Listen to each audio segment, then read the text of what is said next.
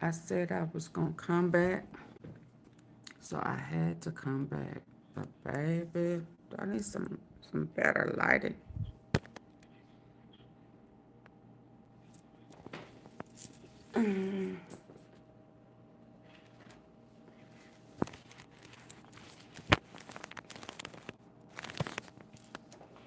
Come on in.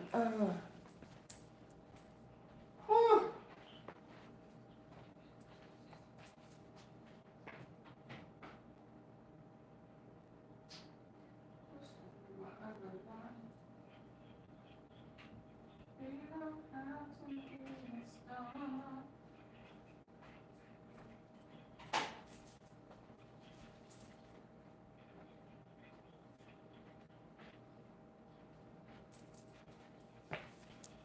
Oh, tea sippers. Oh my goodness.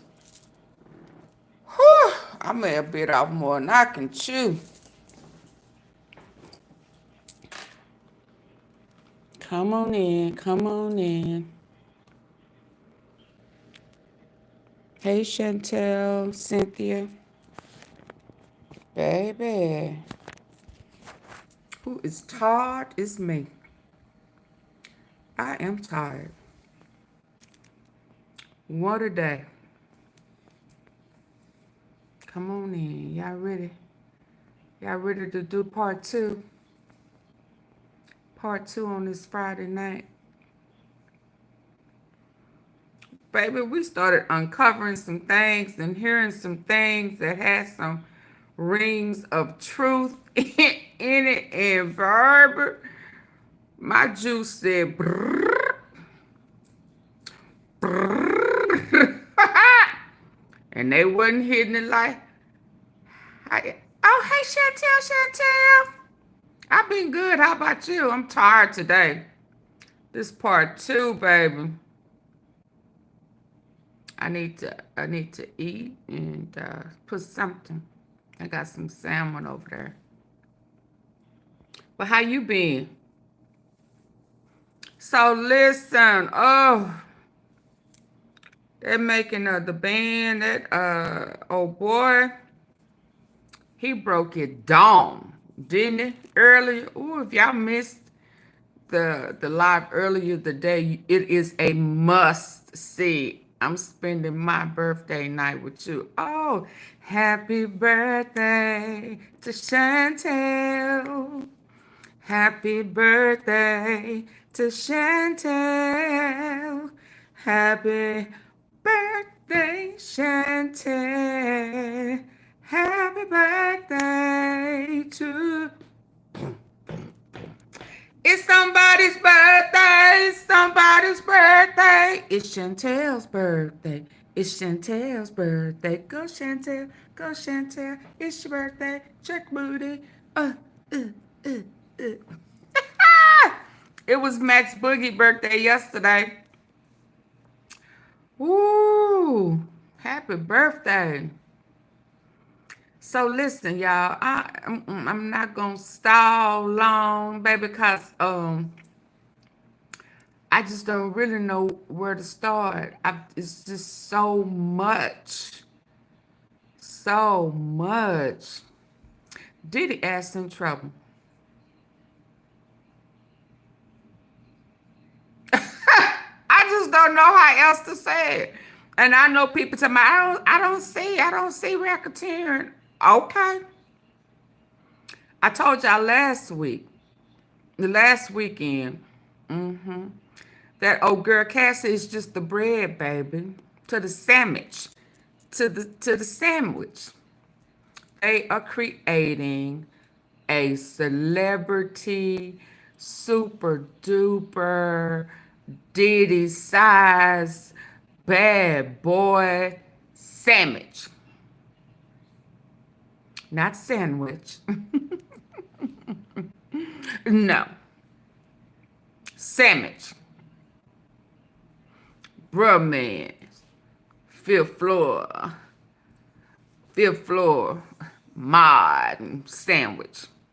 Mod. Coming through the window. Sandwich. She just the bread, baby.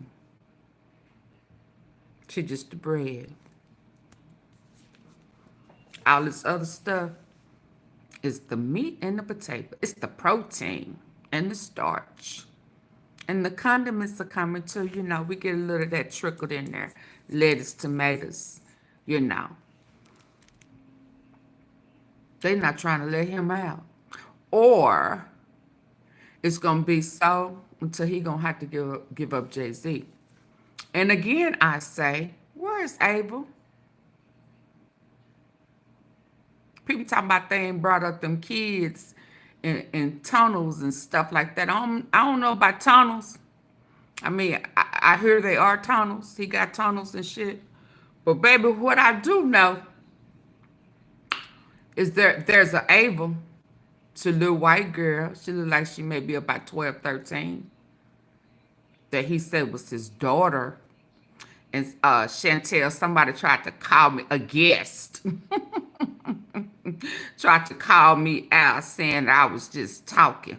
So I had to go into the archives. The archives.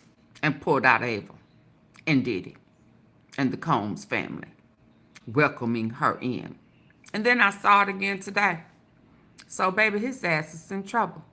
They are layering this sandwich.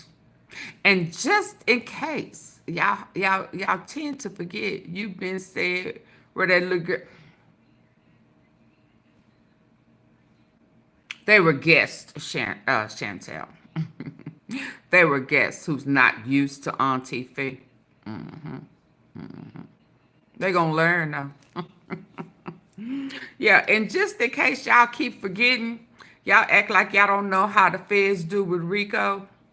Just in case, as they layer, they're already talking about money. This account he paid out of and that account he didn't. It better add up with the IRS. Even money that you is extorting. Or the IRS is actively involved. Who do we see? The IRS, they had that special. Who was that got busted not too long ago? And the IRS, AunTeaFee be factoring. They better factoring the facts. Who did they bust recently? In the IRS, the special something. Division of the IRS was there with them in that big old raid. Who was that? Was it Big U?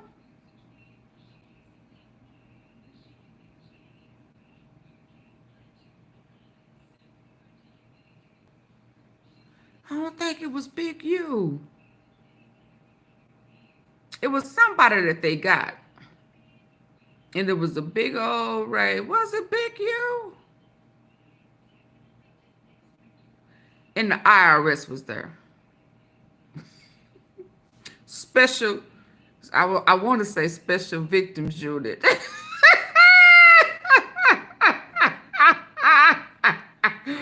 But it was a special,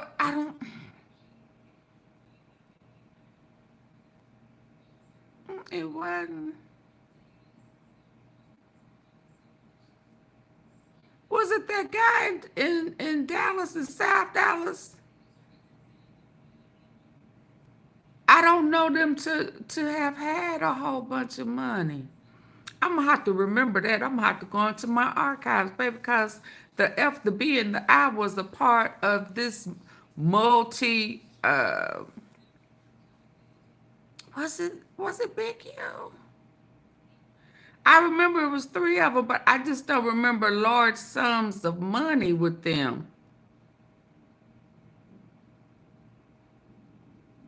But anyway, they gonna hit him with it somewhere towards the middle of the end, and they gonna start talking about a whole bunch of money and finances and all that type of stuff. And then they said, "Oh boy, oh Big Mouth Justin, is that the one that rap?" Now that's that King Kong. King Kong was talking about they hit the wrong house. That it was the house next door that got all the dough.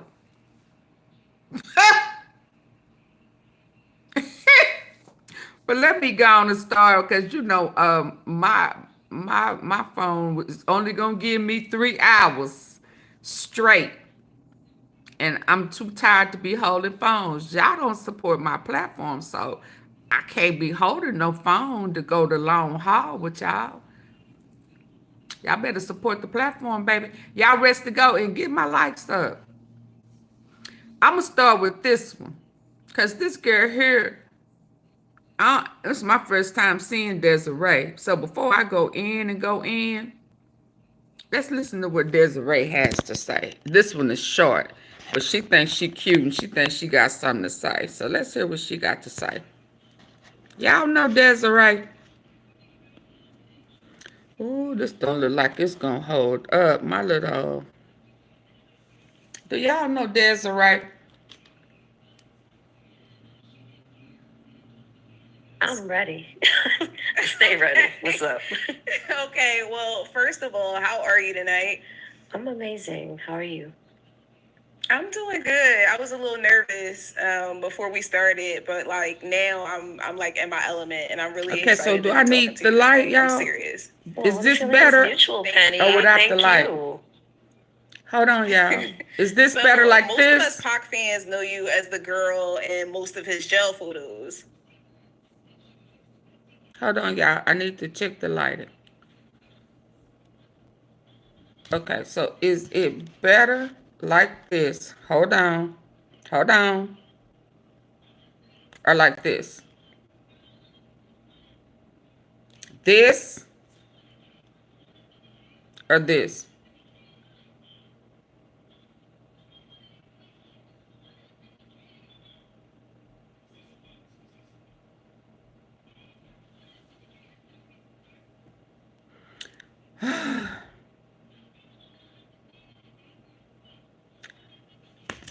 With the light or without the light?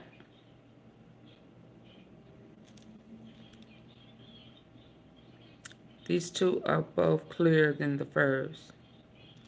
Okay, so let's go.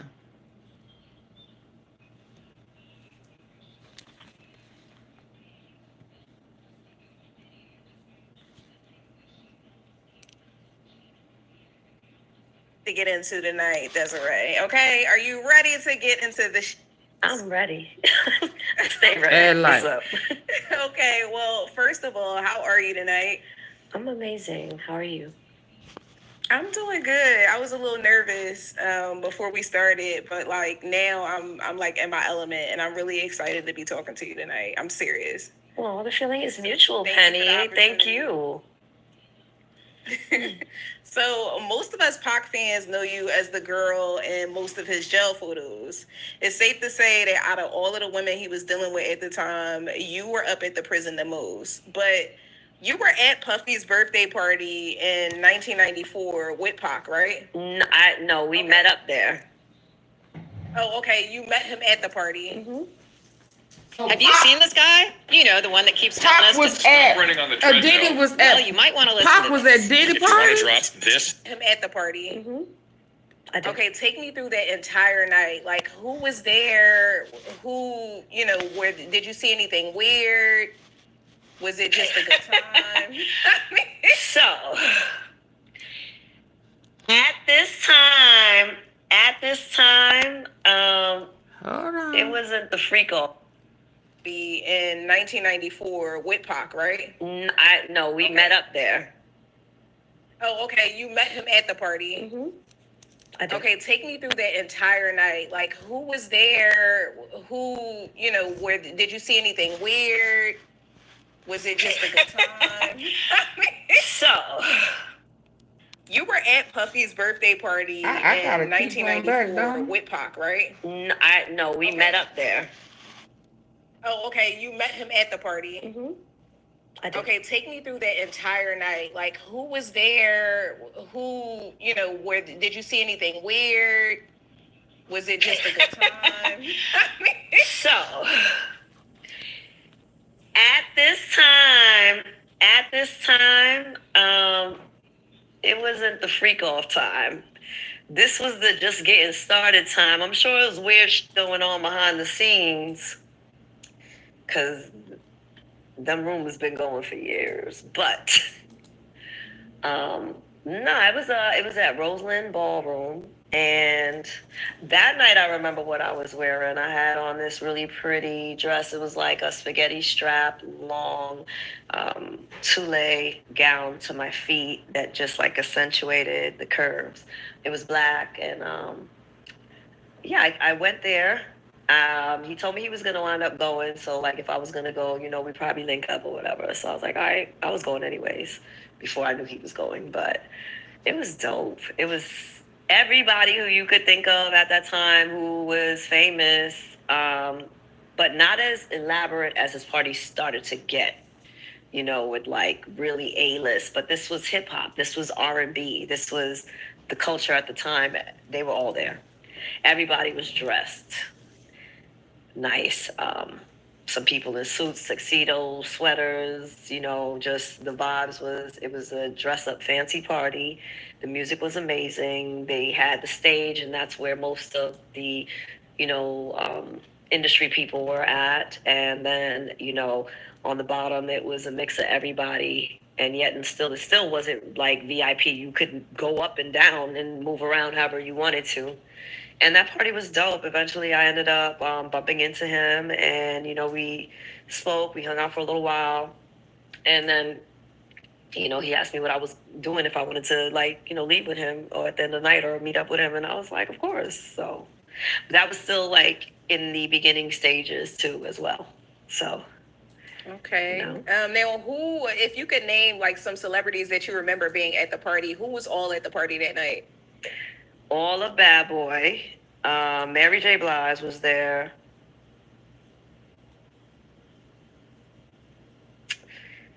I don't know. I think Heavy D was there. I can't remember too many more people because it's like these were people that I saw all the time at parties. So it's not like, wow. That was the environment, too, of the 90s. Like, you're not so impressed with these celebrities because they're so easily accessible. They're everywhere. They're at the mall. They're at the basketball courts in certain tournaments. They're at clubs. So, you know, you see them everywhere, you know. Okay. Okay, so with all of the recent headlines about Puffy and all of the allegations of the drugging and the abuse and all the drugs that he's allegedly on, are you surprised by any of the headlines? Absolutely not. Nope. Oh, why, Desiree? Why? Because I know a lot of people that know him. I met one of his old security guards, and I've been to the tea about him. Weird shit. Which one? Liking strap-ons. I met this girl one time that did a photo shoot for him. It's a nice young lady from Canada. And me and her ended up going on vacation together. And a few months later, and she told me something that she saw go down at his house in the Hamptons. And then a few months later, she told me that she went hanging out with like his bodyguard and his entourage, and somebody drugged her and she doesn't know what happened. So none of this is alarming. And then she went back to Canada. So. And how long ago was this? Was this in the 90s? This was in the 2000s. Maybe maybe like around 2004, 2006, somewhere around there. He's been doing Yeah, the earliest allegations that I could find date back to like, what, 91, 92? Where he supposedly drugged a girl and she doesn't remember what happened. That's a similar story to what I heard from somebody that I know is not. How to remove mold in seconds? This incredible product eliminates stubborn black mold and mildew in You know, I know she's not lying because she had no reason to lie. First, she told me she saw somebody doing something to him, and she walked in, and she thought, he didn't, he never said nothing. He didn't even acknowledge her. So she's thinking she's under the radar. Next thing, she's hanging out in Miami, and, she comes back and says she don't know what happened, and she woke up, and so, What did she say she saw? someone giving him head. That's as far as I'll go, and then you can do the math. Were they famous? Did she say they were famous? Oh, no, they wasn't famous. They was an assistant working with her. Yeah. So. An assistant.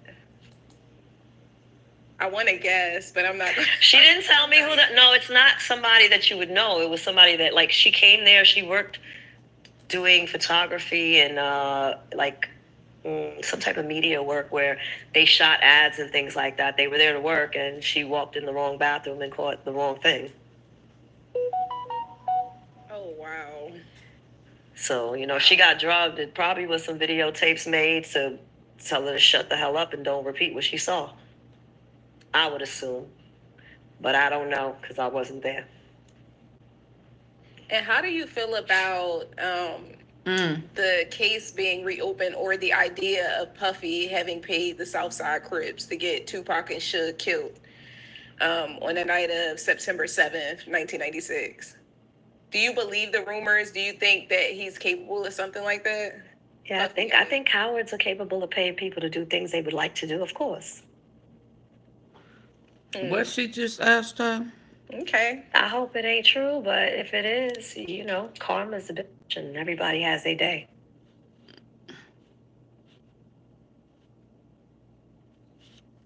She wanted to get that out. What did she ask her about the Southside Cribs?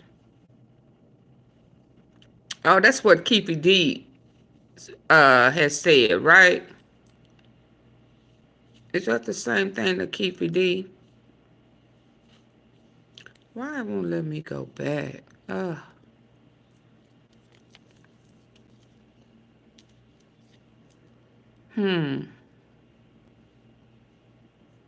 Like that, they were there to work, and she walked in the wrong bathroom and caught the wrong thing. Oh, his assistant. Oh, wow. So, she got drugged. Bentley. Probably was some Bentley. videotapes made to tell her to shut the hell up and don't repeat what she saw. I would assume. But I don't know because I wasn't there. And how do you feel about the case being reopened, or the idea of Puffy having paid the Southside Crips to get Tupac and Suge killed on the night of September 7th, 1996? Do you believe the rumors? Do you think that he's capable of something like that? Yeah, I think cowards are capable of paying people to do things they would like to do, of course. Okay. I hope it ain't true, but if it is, karma's a bitch and everybody has their day. So that's Pac's girl.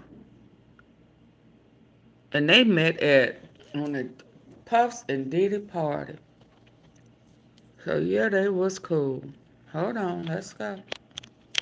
Let's go to the next one. What's next? What I got next lined up? She was way down on the totem pole.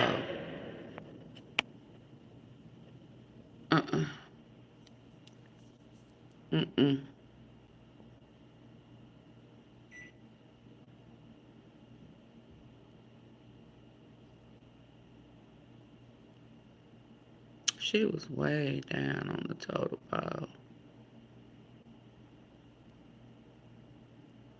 I wonder why Jamie Foxx done changed his story.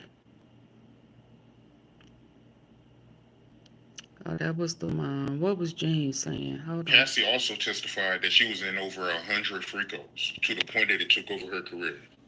Yeah, that was a freak off. Hey, that was a CB. That was a 10-album deal. Oh, yeah. The freak off was a 10-album deal, brother. Okay, well then, Lee, hold on. Instead of making me, What you talking about? You don't care about BAD cop? What you talking about? Lord, I'm gonna have to get y'all asses out early. What you trying to say on the cool? Are you being sarcastic? Are you trolling? Because we don't troll over here. Do you know where you at? Music, she was making muse. And he thought he was getting his muse by seeing this young girl doing the things that she was doing. How you feel about Diddy daughters leaving the trial when Cassie started to Oh, testify yeah, about all the I think sexual I've seen acts this. that she engaged in with their dad? Yeah, that's what we I saying. believe that his daughters had no business up in that courtroom. And I know that they want the jurors to see that he has a family. He has that moral support from them. But see, the prosecution and the defense, especially the defense, had already told Diddy how they was going to go because they know their game plans. They know what they're going to go at and what they're going to talk about. And they know they was going to bring those things up. And how dare you have your daughters in there? Mm-hmm. Maybe that would be their deterrent for never to let somebody do them like that. No matter how famous they want to be. Maybe that's their deterrent. But for have your kids up there to hear some of the nasty that you did, and they know you used to fight their mother, they know that you used to do certain things with their mother. That was one of the craziest moves I ever seen. Very Hey, selfish. Willie Spencer. Very selfish. Goes off on man. I don't want to hear I don't want my daughters to hear me, how they talk about this girl, talking about how I beat her, how I did this, pee in her mouth, all this. Nah. I heard it was so disgusting that one time they had to walk out.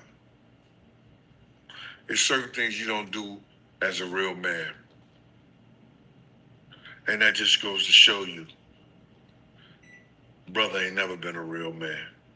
I I believe was on your that. channel some days ago, and you was on live, and you made a comment saying that you wanted to go up to the court so you can look at Diddy and D-Rock in their eyes because of something they said about you.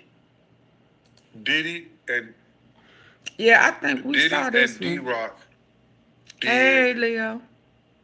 Yeah, we've seen this one. some years ago. I got too And they many. got these clowns out here replaying it, and he was I got too talking many. about me, and For this.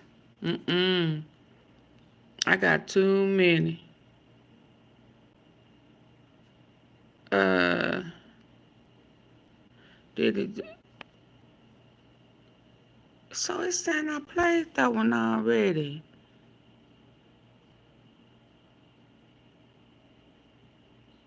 What in the world?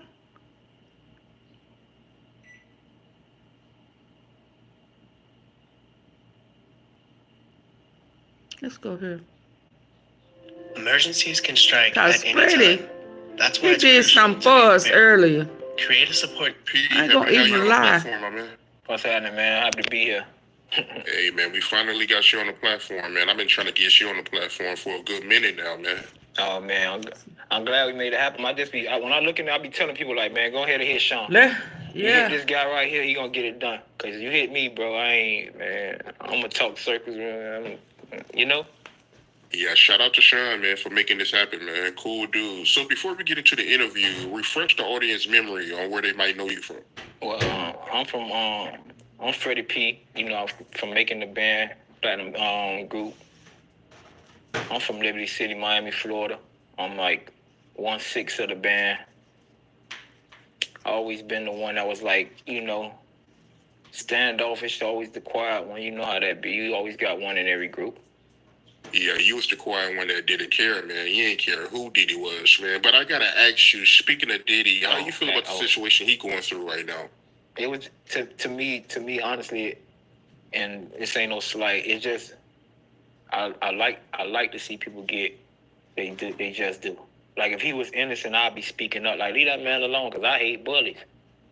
But if I don't feel like he guilty, I just feel like, bro, it's there. Like all the people ain't lying, and then when a person lie because they when a person lying, they ain't going into detail. Like it's certain things, and people always trying to blame Cassie. Like no, bro, like you ain't never been around a billionaire before, so you can't be around that. You don't know how to judge that situation when somebody like it's kind of like the dude you ever seen the commercial. They hold a daughter, and he like gotta be quicker than that. They're gonna keep dangling the money in your face. You're gonna keep like the carrot in front of the rabbit. You see the food, you're gonna keep chasing it, and eventually you're gonna feel like, why would I quit? And I done got to the 12th grade. Like, who gets to the 12th grade and quit school? So if you go through so many levels of embarrassment, you know, whatever you want to call it, and then you get to where you feel like I surpassed a lot of stuff. I done did the worst of the worst. You go to feeling like, okay, I want to be compensated. But as far as his crib, man, I just feel like, man, they deserve it. You know what I'm saying? You see he quiet. You got to look at the surroundings. Like, people like, why his friends ain't talking? Why? Woo. First of all, everybody know. This been we've been talking about this since I was a kid. Everybody know. You know what I'm saying? Ain't no sitting around to be acting like it's brand new right now. That irritates me. And when I see niggas scared to speak up, and all them niggas freaks, and then when you see the ones speak up for them, it's because they got shit to hide, and they know when this come around on me, or if this come around on me, I don't want to. I know, I'm gonna be looking for alliances. I'm gonna be looking for people to step up for me. You get what I'm saying? What's crazy to me, man, is some of the names that's popping on. I see Harv. Y'all don't know who Harv P is. I do. This a nigga who like me and this nigga done had real like words to words. Like me and them niggas done went through real yeah. Like me and nigga Diddy, you know what I'm saying? Nigga Diddy threatened me. He because I'm the type of person like, bro, you could, if anyone around me, bro, you gonna see, bro, anybody I'm around, they gonna be like, ask Fred to ask because he listen to you. Or I don't know what it is, bro. So it's like everybody around was like, I guess of some time walking on eggshells around me and I guess in somewhat he had to feel he had to take back control of what his environment, because when he got back in there, it was more like every time I'm in a mood, Nick is like, and he was like, yo, Playboy Money, what you think? Nick told me some shit about and what's so crazy is if a Nick threaten you like this, right? You laugh at a nigga like, man, get your funny ass from by me, boy. I'm gonna shoot you in your you know what I'm saying? This nigga threaten you, it hit different. You hear what I'm saying? Like, and I'm a gangster. Like, I done been in real, I done seen it. I ain't got to talk about him. Just tell you, ain't nothing he can show me that I ain't seen. You get what I'm saying? So, when he said this to me, it hit a nerve. It was like, it was on some like, one day I woke up, I was in the mood. I'm in the studio, I'm snapping, whatever. I ain't want to be with it. You know, when you around a bunch of goofies, you a street nigga. Sometimes you don't want to be around the nerds. Sometimes the nerds irritate you. So I'm in that bitch. I'm just frustrated with a lot of shit that's going on. Anyway, we get in a situation. We in front of everybody. Nick like, he was like, man, Money, man, what you think, you bad or something? He was like, Nick, I'll buy every house on your block. Shut every light off on that bitch, and when you come out, every time you come out, that bitch, you'll get popped. So when another nigga tell you some shit like that, you like, get your animated ass out of here, goofy ass. You feel what I'm saying? When he tell you some shit like that, you go to picture him purchasing every house. You go to picturing every light on the block going on. And that shit silenced me. And for you to make that, people ask why I left the band. Like, that's why I left the band. Like, that's why I didn't do Dave Chappelle. Like, we got into that. My next time I got the chance to go home, because I had to, you know, you're a gangster. It's like, you know, when you ain't got your gun on, you got to play it off sometime. So I had to play it off. I tried to, man, listen, I don't even want to talk. It's because I don't know statute of limitations and stuff like that. But I tried to get his pussy. You feel what I'm saying? Like, he didn't know he was there. I'm pretty sure he know now. You know, he probably done been living in Miami long enough. He know now who he was there. He know how I'm rocking. But at that time, you know what I'm saying? He ain't know what my mind state was. I ain't got shit, bro. I ain't come for shit. I will be the one to put you on the news and me. You get what I'm saying? That's how I felt at that time. Like, boy, you threaten me? Like, niggas in the street don't threaten me. I'm going to war with real killers, and they ain't out there like this. You niggas, I know standing on business, and you, that's how I felt. Like, oh, I got to have you. And later on that night, I was trying to take his ass out. You feel me? Like, me and my dog, God rest his soul, we was in, like, a G-Wagon, and he had his little 2.2s. I had a little pistol on me, whatever. I had the Mac, he had whatever. And we was waiting on this pussy to come out. Because we had a meeting at 1 o'clock that night. So I knew in my mind that, okay, we got into this earlier that day. So my time frame was, let me get back. So from like 11, no, we got out there like 10:40 something. So from like 10:40, so first we had to do a little homework or whatever. made sure we could get right back to the West Side Highway because it was like these little alleys and shit. So we had to do our homework because out there, you got to make sure police ain't parked and walking around and standing on a block in Manhattan. So my mindset was different. It's dumb right now, and I'm glad I didn't because I probably would have died or got a prison sentence or something like that. But it's just how he had me feeling after the conversation. And he said some other shit. It was like,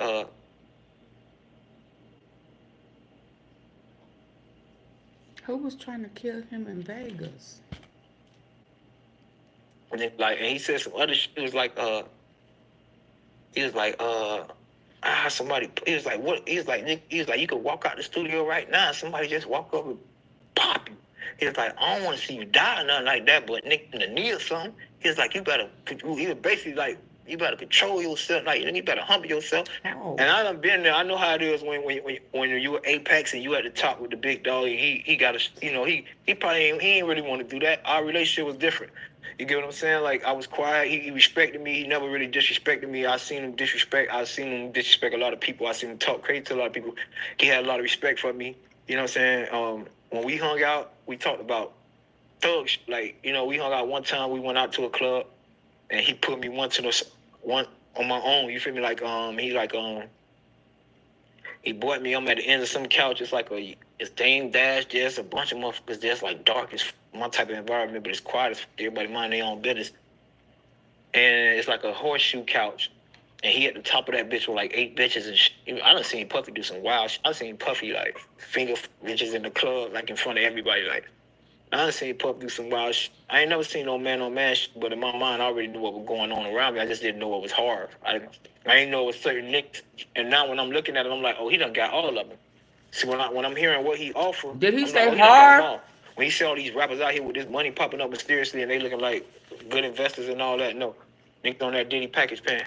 You get what I'm saying? You see niggas getting houses, niggas offering $20-30 million for your butthole, shit like that. You know what I'm saying? Diddy package plan. And I can understand most of them niggas. Pause. No Diddy. I can't understand, but I can understand most niggas is weak. Most niggas ain't from that. You get what I'm saying? They only there to provide. Most niggas can get drunk and get took care of. Most niggas without money could get slapped the fuck around in their hood. Like without money, no nigga ever slapped me in my hood. Before, you could go ask my ops, and them niggas don't like me to this day, but they gonna tell you one thing about him.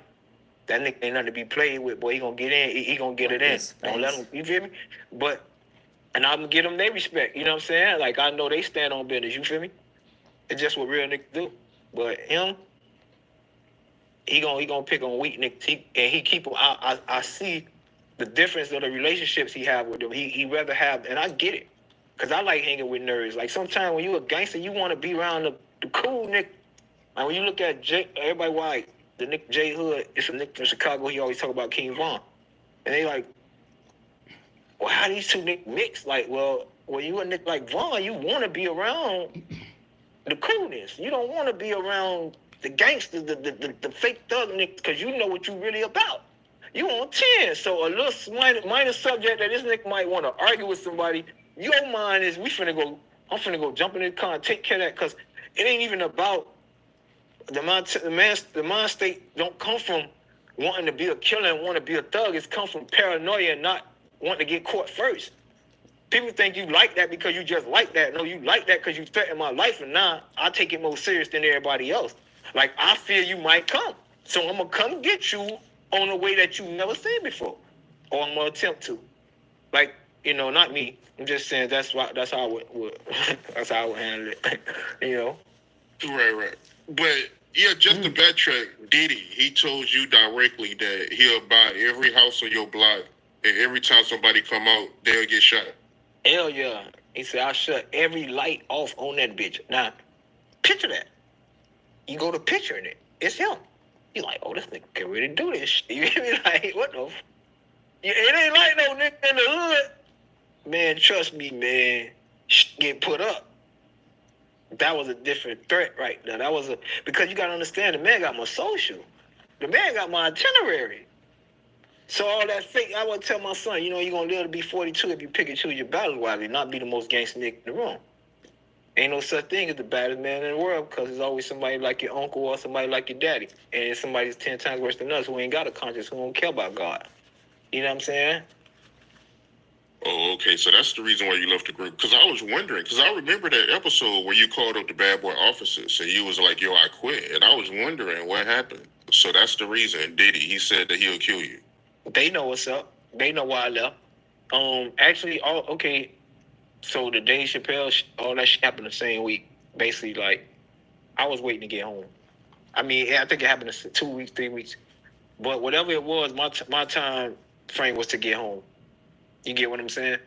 Because it's like when I get to the crib, it's this nigga. Now I'm finna go to war. Like, you feel me? Like, my mind was like, I'm finna try to kill this nigga. Like, that was my mind back then. God forgive me.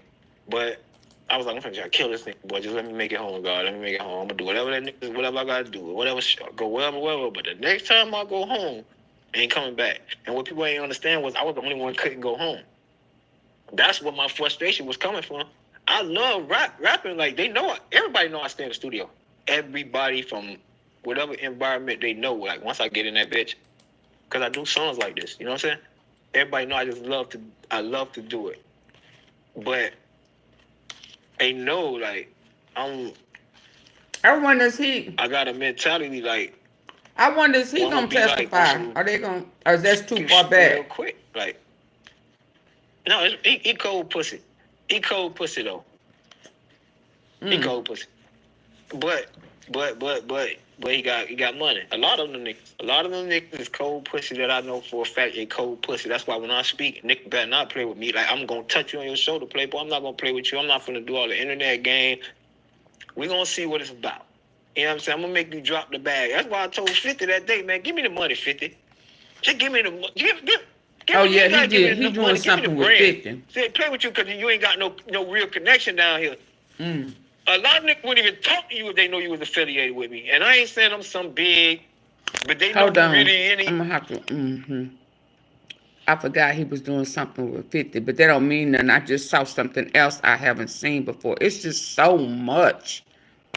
When I tell you they asses is coming out the woodwork, I don't know if it was about Kid Cudi. I don't know if they've been there. Come on. I want to hear this one. I ain't never heard this one at all. Let's go. From Atlanta. I'm from New Jersey, New York. When I was raised, though, I grew up in Atlanta. I'm a book author, so I wrote a book. I'm a carpenter, master carpenter. Man, I'm just Curry. all the above, man. A brother, your brother, yo. That's me.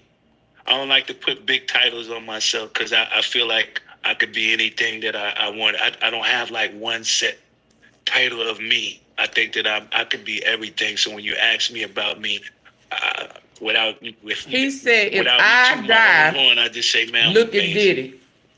For the people that don't know, right, let them know some of the hits you was a part of. Okay. Well, a lot of people know me from that one song, as Bad Boy for Life. Lord. Okay. With it ain't changed that verse. Then I wrote a lot of hits for Puff, like let's say the Godzilla song with the Come With Me with Led Zeppelin. Rest in peace, Led Zeppelin. I had the opportunity to work on the song This Is Not America, David Bowie. He said, if I die, look at Diddy. I wrote several songs for Puff on his Diddy and the Family on the Forever album. I might have did a single on Forever album, the PE 2000 with my man Roger Green. I'm an artist that just so happened to become a ghostwriter by default. Yeah, that verse you had on Bad Boys for Life was dope. Yeah, Bad Boy for Life. Yeah, Black Rob, you got Black Rob, Muscle Game. You got Gangsta Lil Kim, Puff, Forever. Man, I wrote the songs with like Cocaine. I did the A-Ball and MJG Ride With Me. I mean, you do the discog, I have a whole bunch of songs. A lot of people don't know. They'd be like, you only did one song for Puff. Or there's one song for Bad Boys. You check the history, do the resume. I got quite a few of them. You know what I'm saying? And there's plenty more. So that's nothing. Right. So I gotta ask you, right? You being a part of Bad Boy at one point, news broke today that Diddy, he's stepping away from Revolt. How do you feel about that? And how do you feel about these lawsuits This is a year accusing Diddy old. of abuse? What do you think about that? You knowing Diddy, do you think he's capable of doing that, man? You want to know what I'm most excited about this summer? No more high-waisted bikinis or one pieces. This was a year old. He already talking about it. Something happened. There's no, every man possibly is capable. I think he's very capable of doing it. It's in his character. That's who he is. That's what comes with power. That's what comes with arrogance. That's what comes with, what makes him. Power, that's just the selfishness that make you be like that. But with everything that's going on, man, you're looking at they dropping them left and right. Companies are parting ways with him. Mm-hmm. All of that's happening right now because he's tarnishing his own image. What I think is just what I call is a character assassination that's going on right now. So it's just another form to silence a man, to humble a person. You know how sometimes you gotta humble somebody. You're right. Yeah, I think he's being humbled right now, which it took a long time. It takes a long time to humble an arrogant person. Facts. So Diddy, he's an arrogant guy. Very arrogant, selfish, all of those kind of things that you don't like. You don't never see in a true friend or a grown man. You know what I mean? Like, you're a grown man, you carry yourself like a grown man. He doesn't carry himself like a friend.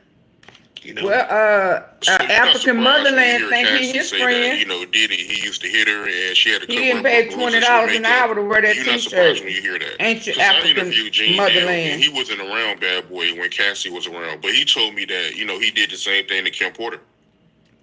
Or you could take it before then, and then you can remember when Misa was dating, Eric Sermon from EPMD? And that was her childhood boyfriend, like, coming up. They was the lovey-dovey couple. And it was back then. He used to, do that with Misa. So, and one thing I always say is, as a man, and as anyone in a relationship, we often go through these kind of things. So I've seen it in friends. I've seen it in him. I've seen fights. I've seen all kinds. I've seen fights where he have an argument, fight with a female, whatever it may be. I've seen it with my own friends. But sometimes you say, we all go through things, but once you have a sign of doing it over and over and over again, that's when it becomes a problem. You be like, so every relationship that you get in, you're violent in them? So you say, I don't have to wait to see what he would, I was around when Cassie was there. I knew Kim Porter before I knew Puff. I met Misa, but it was a history. When you have a history of the same thing, man, it becomes a problem. Something you do once or twice, you get over.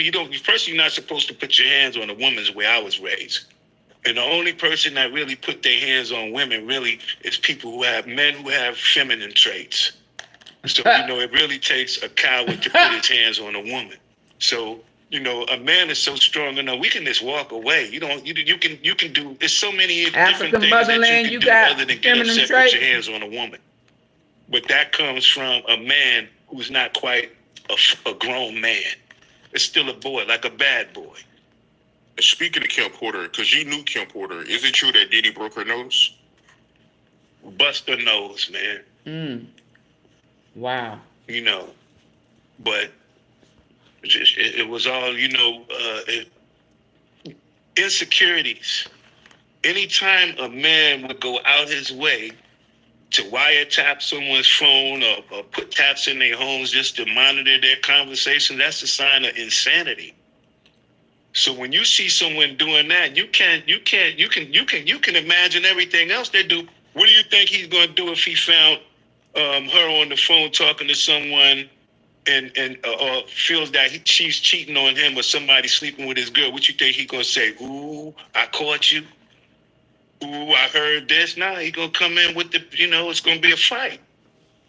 But that's something that you've seen from the inside. When you're on the inside looking out, it's like looking at Blueface and his girlfriend always arguing on TV, they toxic relationship.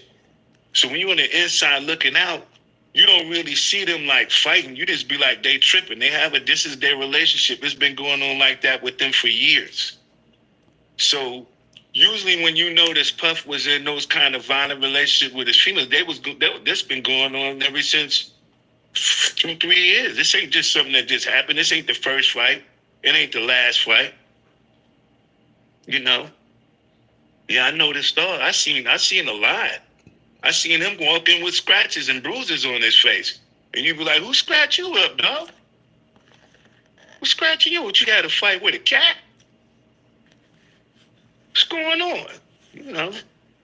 So he put his hands on females.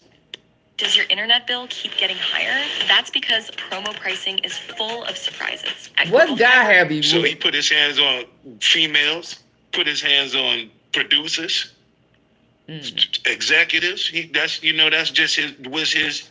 I guess that's what the whole name Bad Boy comes from. That people don't really understand. What is it? What is a bad boy? Why did he choose that name? You know, like he never really gave a clear definition of how he feels about that name. Not yet. Could be bad business, bad friendships, bad blood, all of that kind of bad stuff. You know what I'm saying? Bad business. I seen on pay the people. Terrible, man. Just hearing that. I mean, and it's coming from you too. You somebody that, you know, you was close to Diddy and you was on Bad Boy. So, yeah, man, it's heartbreaking, man. How you feel about the two victims that came forward accusing Diddy and Aaron Hall of raping her? When you hear stuff like that, you're not surprised, huh? Not at all. Aaron Hall? Not at all. I seen, I had to take a second to really reflect. And I wanted to see, did I see these kind of things in his actions when I knew him or when I was around him? Did I see him have those bursts of violence? Just not on, you'd be like, he did it. If you've seen that, there was another video.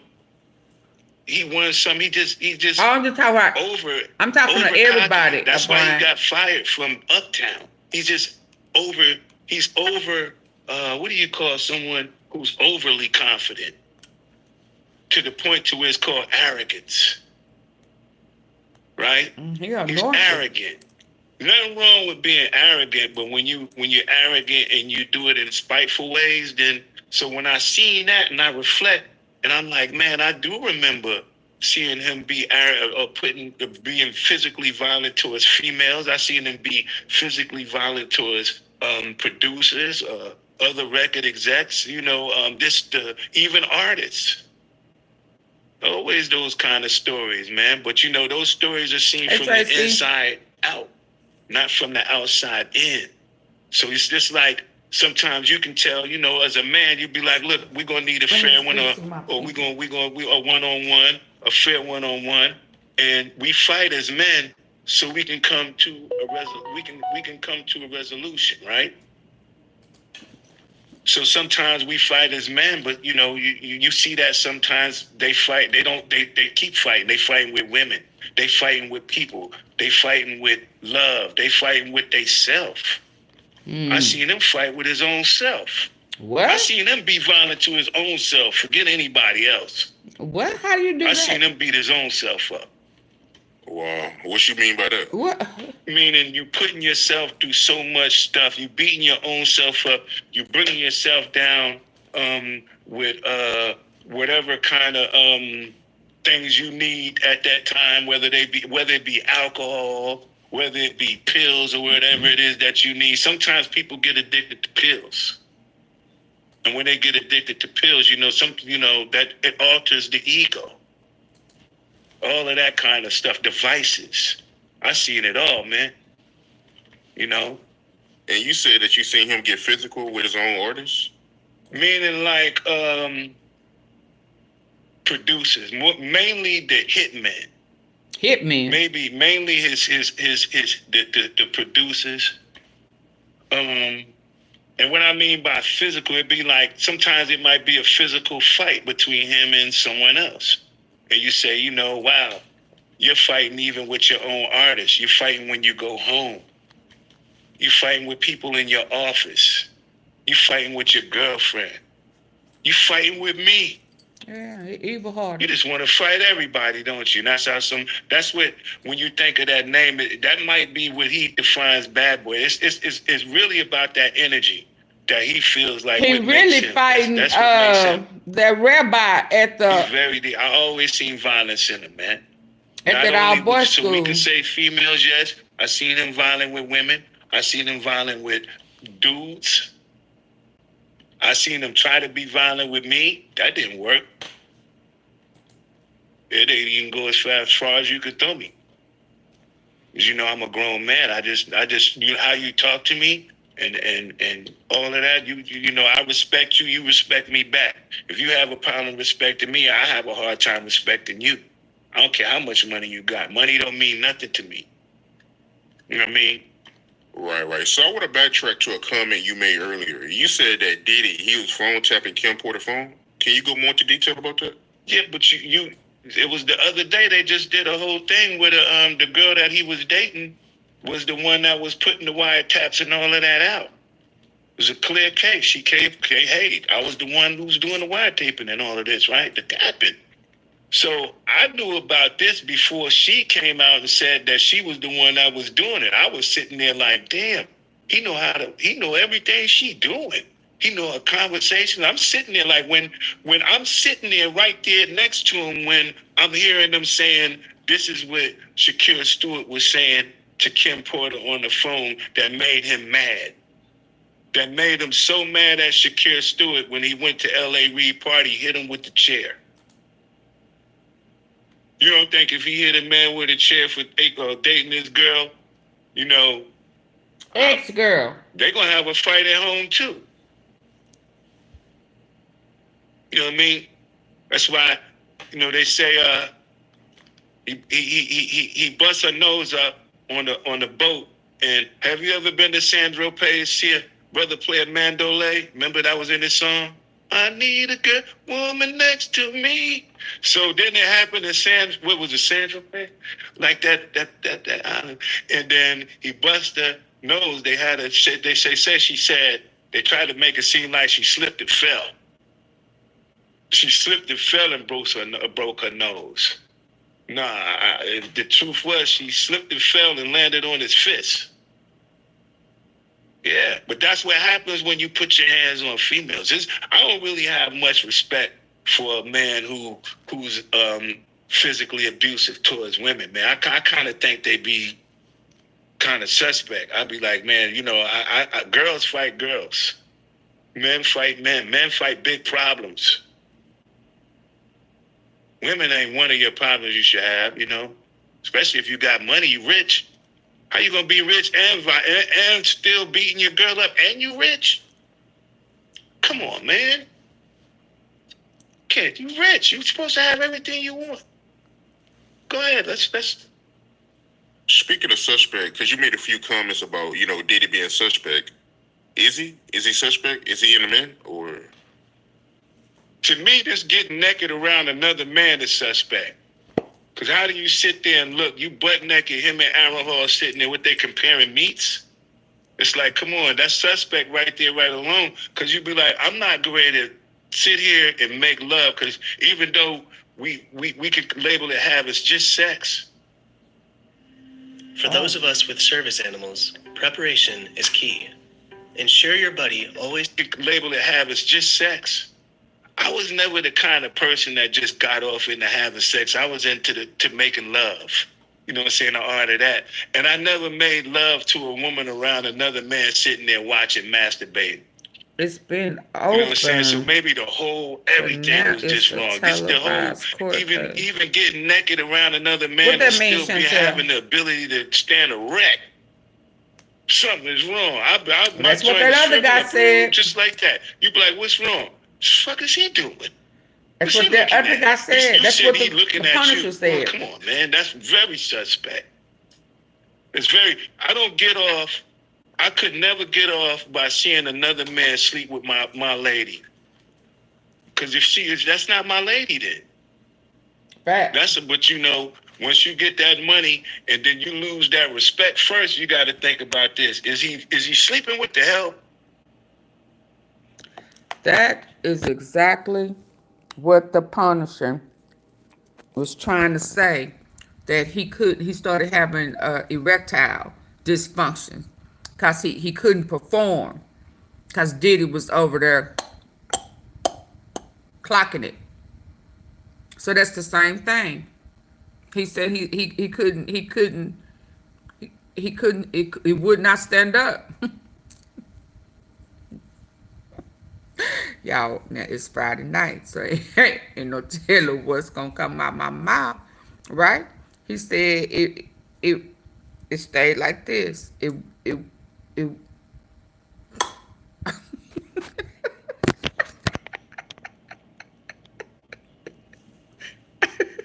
He's sleeping with the help. Now you did this to your artist, bro. This is somebody who came to you to ask you for an opportunity to help them grow to become something, and you're sleeping with your artist. Number one downfall right there. You're sleeping with the help. Sleeping with the help. And then what makes you want to sleep with the help? Control. I just want to have total control over this individual. I want them I want them to know that I'm the one that's over them. I'm in control of their soul. I can make them. I can get them money. I can take them and show them around the world and still whoop their ass. That's crazy. Yep. That's insane. That's insanity, brother. That's the devil. Do you recall any situations where you've seen Diddy get into it with a female? Now, let's say cases like, let's say a case where it might be a female that likes you. She naturally just like you, but he likes her, but she likes you. He's upset about that. He don't like that, the fact that she like you and don't like him, because he done worked hard to get the money, the jewelry, the cars, the somebody house, always supposed to choose him. Everything else that he think he needs in order to make himself feel like that person, that man. And then you don't have to have none of that, and this female still likes you even more than she likes him. He hates that. So that to me, I call that a man who has a problem with real men. That's crazy, man. So he'll feel a type of way of a female when one of his friends and not him. Yeah, you know, he got to be the one, the shiny suit. That's why he put on the shiny suit. It's only one shiny suit. Can't be two shiny suits in the video, man. It's only one shiny suit. It can't be two kings under one castle. He know those words. Milk knows those words, man. Milk knows those words. Have you and Diddy ever got into it over a female? Yeah. I had this, one time. You know, I want y'all to know this. These stories are strictly for when I was young and I didn't know no better. But now that I'm a grown man, my whole life has changed. One time, a couple of times, or even the dancers, like the dancers used to come do the tryouts. They be showing up to the tryout room and all of this. I'm like, yeah, I'm going there. So I'd be like, ooh, look at her. That's the one right there. So I go get the baddest ones, because plus all of the females naturally like me. I don't know what it was, but I knew they naturally liked me, and I felt it because I like me like that too, right? So he'd be like, yo, the girls, it was one girl. Can I tell a long story? You want me the short story? Short. No, go for it. All right, I'm going to give you the long story. I don't want the long story. I seen this girl in the club that was a background singer. I had nothing to do with it. The viral 30-second pink salt trick that melts fat was actually featured on the Today Show. But for those who... I'm going to be like, hey, okay, I ain't going to have nothing to do with it. What happens is, if they be like, come on in, and then you come on in, they be like, the Wendy Williams show. Okay. Yeah, when if I remember this story right, Wendy Williams she was saying a whole bunch of stuff about Puff that y'all talking about right now. In fact, Wendy Williams was the first one to expose Puff. Not Jaguar, right? That she was saying about Puff, the allegations, he was denying them. But Wendy was in the way saying she knew him. So the more she kept talking about it, the more and more he used his power to get her fired. And then she wasn't supposed to say his name out her mouth again unless she was doing an interview or something like that she could speak on him. So when I went to do the interview, she was really happy to have me on the show because she had a chance to talk about him again. Yeah, that's what happened. Because she was telling about all of these freaky parties and all of that. All of the male-male relationships and talking about the people in those high powers and what they're doing to these little boys like that, giving them record labels. And they're giving these little boys, where every boy they was getting, bad boy, gave him a record label. Bad boy. Bad boy, get out of here.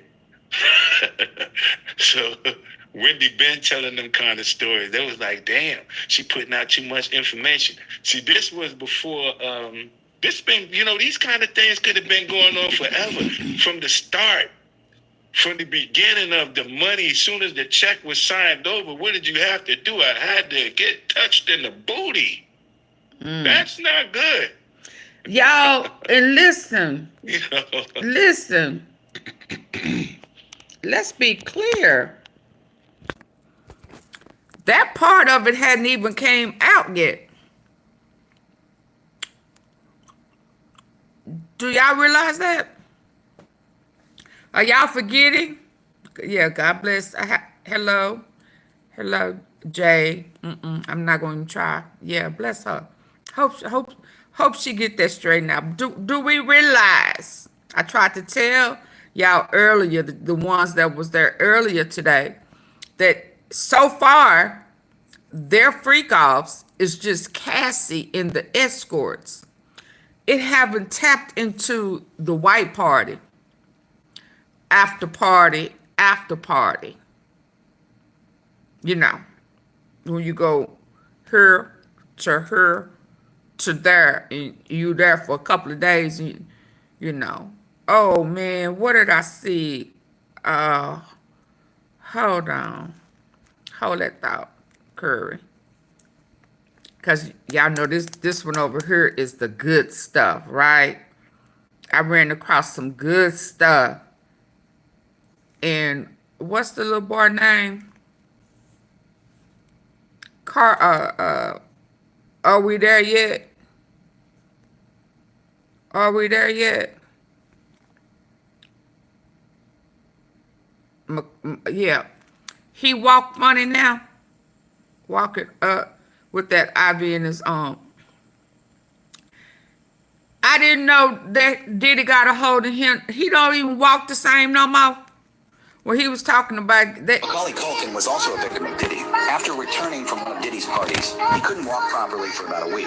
When Macaulay was young, his abusive father, Kit Culkin, sent him to Diddy, hoping to gain money and fame, completely ignoring how dangerous Diddy was. The experience left Macaulay with lifelong trauma. He was only 13 years old when he attended one of Diddy's parties, where he inexplicably slept for 3 days. During that time, he had no memory of what happened, only recalling the excruciating pain he felt upon waking up, and for a long time, he struggled to walk normally. Even more disturbing is that Macaulay and Justin Bieber weren't the only ones. Many other kids endured ain't that Ava? Was also a victim. Wasn't it Ava? Y'all remember Ava? These parties, he couldn't walk properly for about a week. When Macaulay was young, his abusive father, Kit Culkin, sent him to Diddy, hoping to gain money and fame, completely ignoring how dangerous Diddy was. The experience left Macaulay with lifelong trauma. He can't walk. 13 years old when he attended one of Diddy's parties, where he inexplicably He can't walk right? Slept for 3 days. During that time, he had no memory of what happened, only recalling the excruciating pain he felt upon waking up. And oh yeah, that's Abe. I'm trying to catch it. Walk normally. Even more disturbing is that Macaulay and Justin Bieber weren't the only ones. Many other kids endured. They go Abel. Look at Diddy, high as the fucking sky, and he got this girl. Where Abel? Oh, wow. Yeah, that's why I said, Quincy, you went along with that. There go a real good picture of Ava. Ava Combs.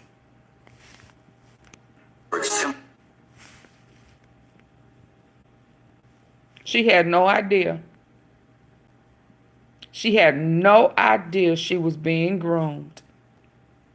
And then he had the nerve to bring up Sandra Bullock, Madonna, all them white people who have adopted black kids. He said he just like them.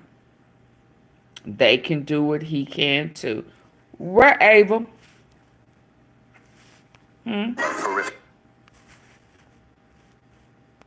Look at her. She there with the kids.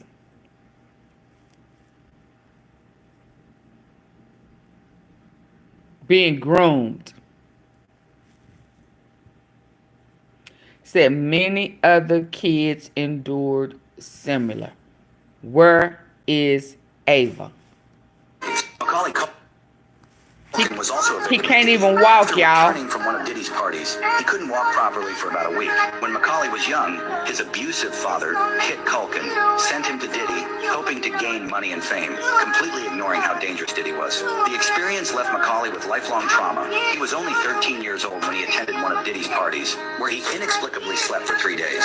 During that time, he had no memory of what happened, only recalling the excruciating pain he felt upon waking up. And for a long time, he struggled to walk normally. Even more He struggled to walk normally. disturbing is that Macaulay and Justin Bieber So they ran trains on him. weren't the only ones. Many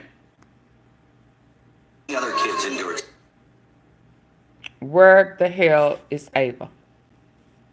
similar.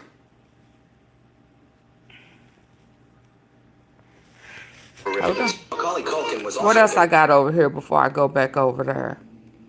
Oh, did y'all know that Diddy was behind this? What really went down was Diddy gives me a call and says we want to have a meeting with you because Who gave her a call? snippet of your tape.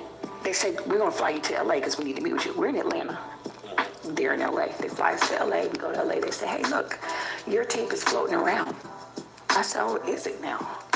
I said, yeah, it's on every single underground. So this was site Stevie and them really plot this. We got a copy of it as well, so we can. That ain't what Macaulay butthole say. We can do anything and everything that you need to do with this, and you don't have to worry about it if you sign with us. If you don't, then this tape will be all over the place for free. So in that moment, I had to make a decision. Did y'all know Diddy was behind that? Have this be controlled and get paid from it, or not. Have it be everywhere, all over the world for free. So I'm like, I'm fine. What really went down was Diddy gives me a call. Diddy. And says we want. Diddy gives old boy Stevie J baby mama a call. And y'all, let me correct this before I get back over here. Don Richard. Yeah. Yeah, y'all remember I thought it was Willie that dated Don. It was Q. And Q is the one that I didn't realize was crying. I got that too. So I needed to correct that. It was not Willie, it was Q. And Q was the one that was going off by saying people was doing a whole bunch of, you know. But I got some stuff in the lineup over there with him. But 5 years. Yeah. She recently sued Diddy That's for done. sexual abuse. And she claims that she witnessed violence against Cassie. She said that Diddy sexually and verbally abused her for 10 years. She also said that he owes about $3.5 million. And there's a whole lawsuit at this point. Do you know about any of this? How do you feel when you hear this now? Stupid. Real stupid. You know, young and naive. Thank you, Brian. When you're dating someone older than you, she's about 7 or 8 years older than me. So I guess when they dating someone young, they don't really expect them to be in the same level as them. So they figure they could get away with things, keep certain things from, but get all the information from you. Suck your energy, get all your information because you're the young, but you know they feel like you're not on their level because they're older. So I feel stupid and I feel betrayed, and I feel like the truth is not out there. And I thought we were tight. I thought we were close enough. We knew everything about each other. I thought she knew everything about me. So why couldn't you tell me that Sean was doing that to you, or you talked to my family about this and we talked about that and we talked about this and that? Why wasn't that never a discussion? You know what I mean? Like, I don't understand. I just don't get it. Everybody's not a victim. People portray it to be victims, man. And I just feel like you gotta, at some point, be like, you was down with it until it didn't go the way you wanted it to go your way. And then when things didn't go your way, that's when you want to cry out and be like, oh, you sexually harassed me, or, you know, because I'm not saying that didn't happen or whatever the case is, but what I'm saying is you could have been spoke up, and there's so many times where you could have said something to where people would have been like, wait a minute, what's going on? Because there's been times where she was in front of her dad and Puffy has disrespected them. That's why I say he's two different people when he's high and then when he's... Y'all remember when I told y'all that her dad confronted Diddy? She's not lying, but the truth is not all coming out. You know what I'm saying? So... Now, Q, you dated Don Richard. Oh, yeah, I remember I told y'all. Yeah. Hold on, I thought it was Willie, but hold on, cuz. And I don't know who this... I'm going to get back to that situation, cuz... Y'all remember when I told y'all that she knows more when she was up there testifying for Cassie. But I said she has her own lawsuit, right? And some of that she probably holding for herself. Y'all remember me telling y'all that? Well, hold on, baby. Cause everything ain't coming out. Who is this cat? Who is this guy? He got his whole situation based off of Clyde Davis. He said Diddy got it from Clyde. Yeah, that's what I was gonna say. So yeah, J Records is Clive Davis. I think he said was Clive Davis, yeah. Yeah. Who is this? Who's really one of the absolute legends in the music industry. Watch his body language. Houston, you know, I mean, he's got a catalog. He finna get emotional too, ain't he? Did you and Clive Davis ever interact at all or no? Yeah, in order for me to sign my deal, I had to sit down at a table with Clyde Davis, and I had to look at Clyde and say, what do you think about this? And he was like, oh, man. That's when he signed the check. And then I had to go to, like, a bunch of parties with Clyde Davis. Like, parties that I didn't even understand. It was just, like, people that I didn't know who they were, just a bunch of, like, millionaires and billionaires and houses that didn't even look real. Hurricane Chris finna break down. Put his arm on my shoulder and say, don't move. Everybody come by, they take pictures. Gotta think, I'm 16, 17, so it's still kind of strange to me. Right now, I'm like, yo, Clyde Davis, I need to borrow $30 million. I got these apartments. We finna do 10 projects, and I'll bring this $30 million back to you tomorrow, man. I didn't realize how much I had to juice. Oh, yeah, he really got money like that. Yeah. Yeah, Clive Davis, like I said, I mean, when you talk about the all-time great music executives, period, throughout history. He got touched, y'all, by Clyde. That's who helped Diddy. Yeah, exactly. Yeah. That's he got his whole situation based off of Clyde Davis. Clive Davis. Yeah, that's what I was gonna say. So yeah, J Records is Clive Davis. I think he was Clive Davis. Yeah. So he's saying that what Diddy is doing, he got that from Clyde.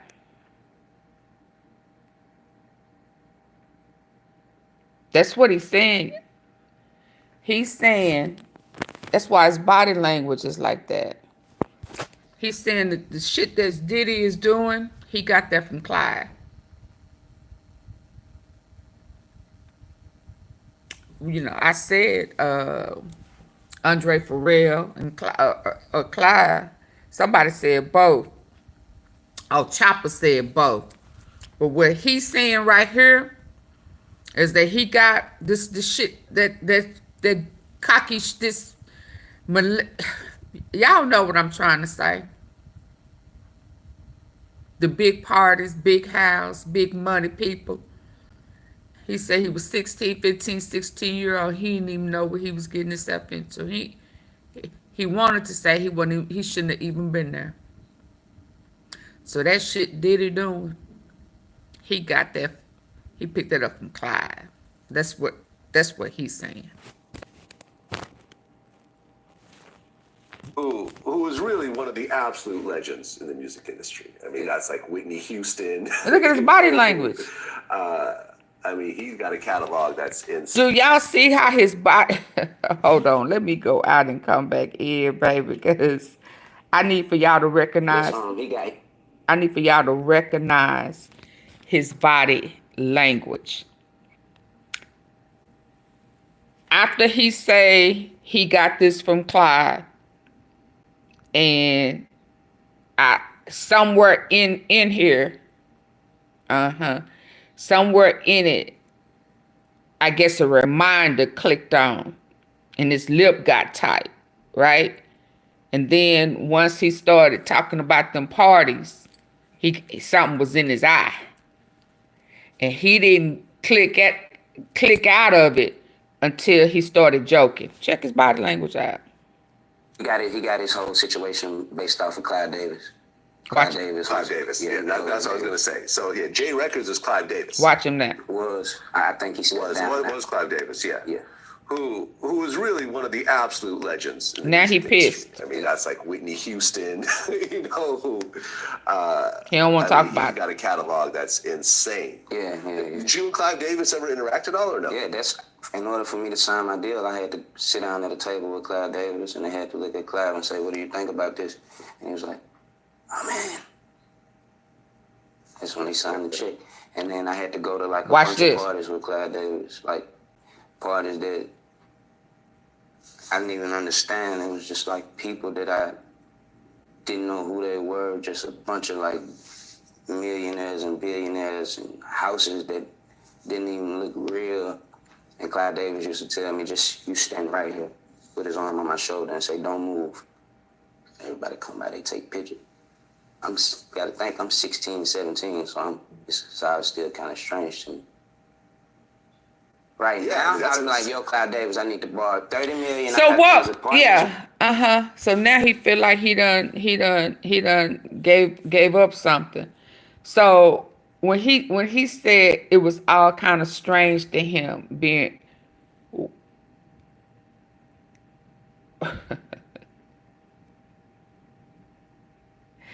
yeah, something happened to him at them Clive Davis parties. Like what was happening to Macaulay, Justin, Usher, Ava. Clyde got him. I can move on. Because somewhere else, I have something, somebody talking about Clyde. But did y'all know, hold on.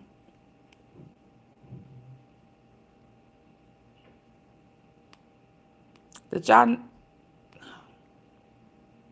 hold on. Jay-Z should have kept his motherfucking mouth closed. Because everybody in the industry, they not going to tell you. They not going to get out and say nothing. Because we had this no snitching, no telling the truth, or don't say nothing type of culture. But everybody know in the industry that Jay-Z was talking to young girls. See, I know in 99 and early 2000, he was dealing with Beyonce. I didn't know Jay-Z was 30 years old, though. And Beyonce was 17 and 18. See, Jack could have told it, but I saw it. Personally, I was there. At the clubs. At Eugene's. At the next games. On Miss Games, somebody said, "Yeah, that's too old, Gene." "Yeah, I'll beat a motherfucker ass try to talk to my daughter. He that old. She's 17, 18 years old. This nigga in his 30s. Oh, nigga, don't let me catch you." Jay-Z should have kept his motherfucking mouth closed. Okay. Because everybody in the industry, they not going to tell you. They not. I told you I had good stuff over here too. Hold on. Yeah. Mm-hmm. Oh, Lord. Hold on. Let me get back. Yeah, hold on. Who is she? Oh, no. Hold on. Did y'all know that they was this close? So I just got out of jail. This is what I look like. I just got out of jail, and she came and picked me up. I came to pick her up. No makeup on. You feel us? We girlfriends. They look related to me. Fake bitches. All of them. Yeah. So I just got out of jail. This is what I look like. I just got out of jail, and she came and picked me up. I came to pick her up. No makeup on. You feel us? We girlfriends. Do they favor to y'all? Fake bitches. All of them. They favor to me. What was this missing? Oh, okay. So this is what I came over here. I think I don't even remember, but check this out.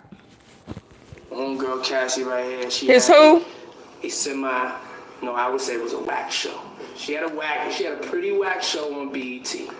Did not perform at the level of the bad boy excellence, I would say. That's keeping it all the way funky, Homegirl Cassie right here, she had Homegirl. I would say it was a whack show. She had a pretty whack show on BET.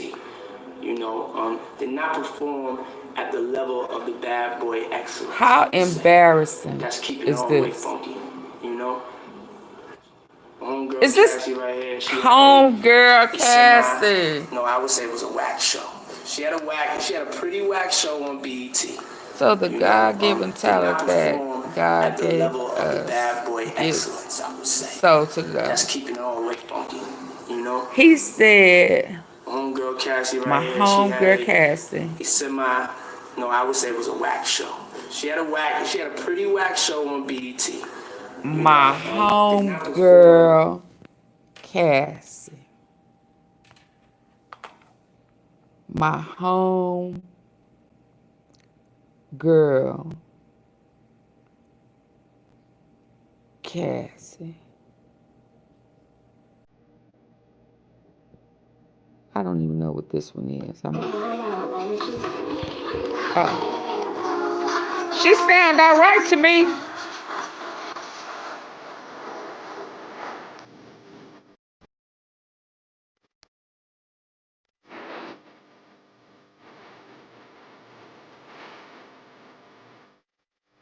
So this must have been when he took up from that Leslie guy. Cause she ain't been in the studio in how long?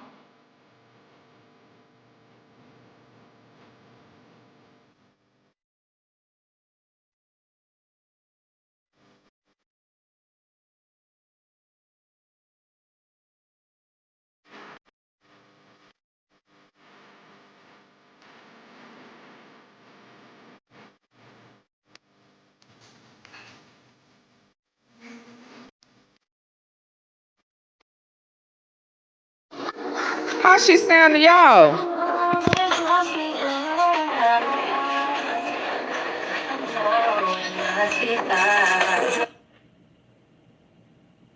So the God-given, she sound okay to me. Let me see, what do I need else? And the girls graduated. Okay, I can come back to this. Let's go. But some people is like that. They got that in every walk of life, not just in the music industry. They got police officers is even doing it in the police station now. Right. But I want to ask you, right? How did Diddy act around females? Insecure. Mm-hmm. Like he act like he was the prize in the loaf of Wonder Bread. He's like, he's very insecure. He's very don't want to see her talking to no, but don't talk to no. It's almost like, how they got a saying called, if she winks, she'll. If he catch you winking, he catch that girl winking, he's offended. Cause if you wink, you. But How could somebody be certain girls he must have been selfish about? Women Some always females get he targeted. wasn't as selfish about them as others. Because if he really liked to see people have sex with his girl, then why would he be upset about somebody trying to talk to his girl? That's the same thing So I I say. guess there was a difference between the women that he thought was his, that you can't touch, versus the women that he felt was just the ones you freak off with. The escorts did he freak touch off you? with Kim Porter? I probably doubt that he would. Did he freak off with Sarah? I highly doubt he would do that. Those would be a different kind of caliber relationship. Did he freak off with Cassie? Yeah, he did that. Why? Because he didn't have as much respect maybe for her that he had for the other females. So even around people, period, like he'd get upset, throw tantrums, this powerful. It's like, don't look at nobody. Don't talk to nobody. You just sit here. You know, that's it. Like, he have a girl sitting in the, man, look, I used to go to his lounge. He used to have a lounge with a pool table and stuff in it. And the kitchen and all this. And daddy house. So I go to the lounge. I'm in there. Do you know the four mothers of Diddy? And he have a girl that he done had come meet him up there. And she be sitting in the lounge on the chair waiting on him to come. He ain't come. He ain't get to the studio about 3 hours later. I'm in there shooting pool. I be like, yeah, by the time he come in, the girl like me now. You know, left her here for 3 hours with some drink and me? Oh, man, it's a problem. He'd be like, he'd be very uncomfortable with that. Mm-hmm. And Hold I on. would have been too, because I'm like, you leave. Hold on.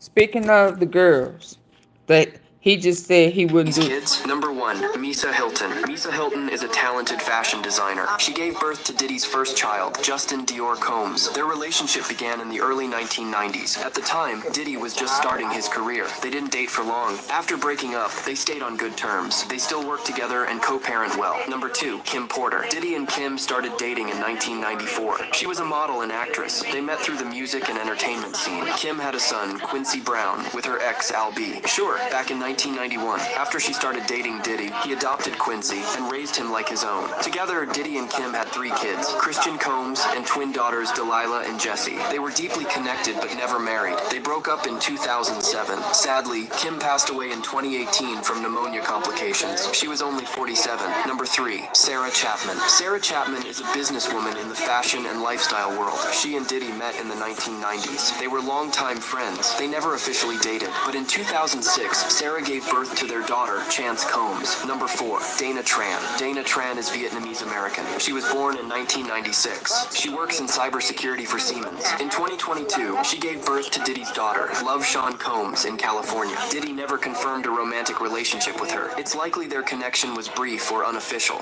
Do you know the 4 mothers of Diddy's kids? Number 1, Misa Hilton. So he didn't do that with them. Just Cassie. And before I forget, let's look at here before I get back over there. These are court documents. Government document. I can't show you this one over her eye. Okay, I'm gonna go real quick.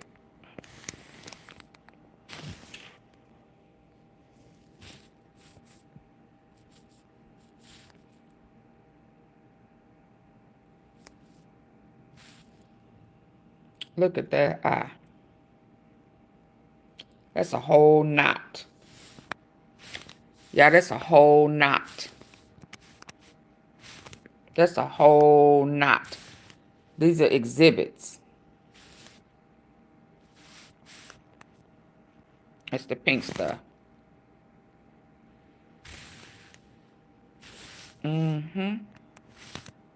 Whole knot.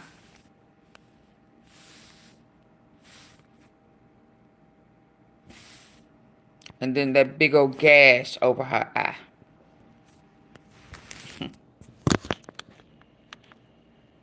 And y'all think she could have left. Yeah, you're not paying her no attention. The only thing she wants is somebody to pay her a little bit of attention. She here because she want you to pay. She want you to pay her attention But you're not paying her no attention. So the first person that come and pay her attention, she gonna laugh and giggle and drink. But he gonna come in, he ain't gonna like it. That's a whole. If you've got pink salt, apple cider So vinegar, y'all and believe that? baking What soda in did your he kitchen, see and you're not in using this Cassie recipe yet, you're for throwing him away your to chance make to up lose weight number? She's effortlessly. not worth Today, I'm here to respect. teach you how to make the new Japanese pink salt recipe for fast. Saying a man that put a Nothing. whole He just song thought that she out was like 19 and she was multiple. and embarrassed the shit out of a insecure man. He said it. So I mean, we and it never, and you ain't never heard him have a conversation, apologize, or anything about it. It just happened the way it happened. Oh yeah, well this is how that goes. And then you have Biggie coming out with the "Who Shot You?" Separate the wheat from the opsa. Lead hard to creep the Brooklyn streets. It's on it. All that bickering and beef. I could see sweat trickling down your cheek. Your heartbeat sound like Sasquatch feet. He did that song, and then Tupac did Hit 'Em Up. The click in your beat, you claim, you understand? And when they played that song in the club, I was offended. I ain't like that Tupac song myself. I felt like that was just so disrespectful for the DJ to play that song. And he know bad boy, it's a bad boy party, and he gonna play that song. Acting like he don't know. So it was a big problem. It was a big problem that was going on within. They were saying, New York, big city of dream. Snoop and them. There was a whole East Coast standing against a West Coast at one time. I thought I said Behind these same kind of things, man. So can I say he had anything to do with it?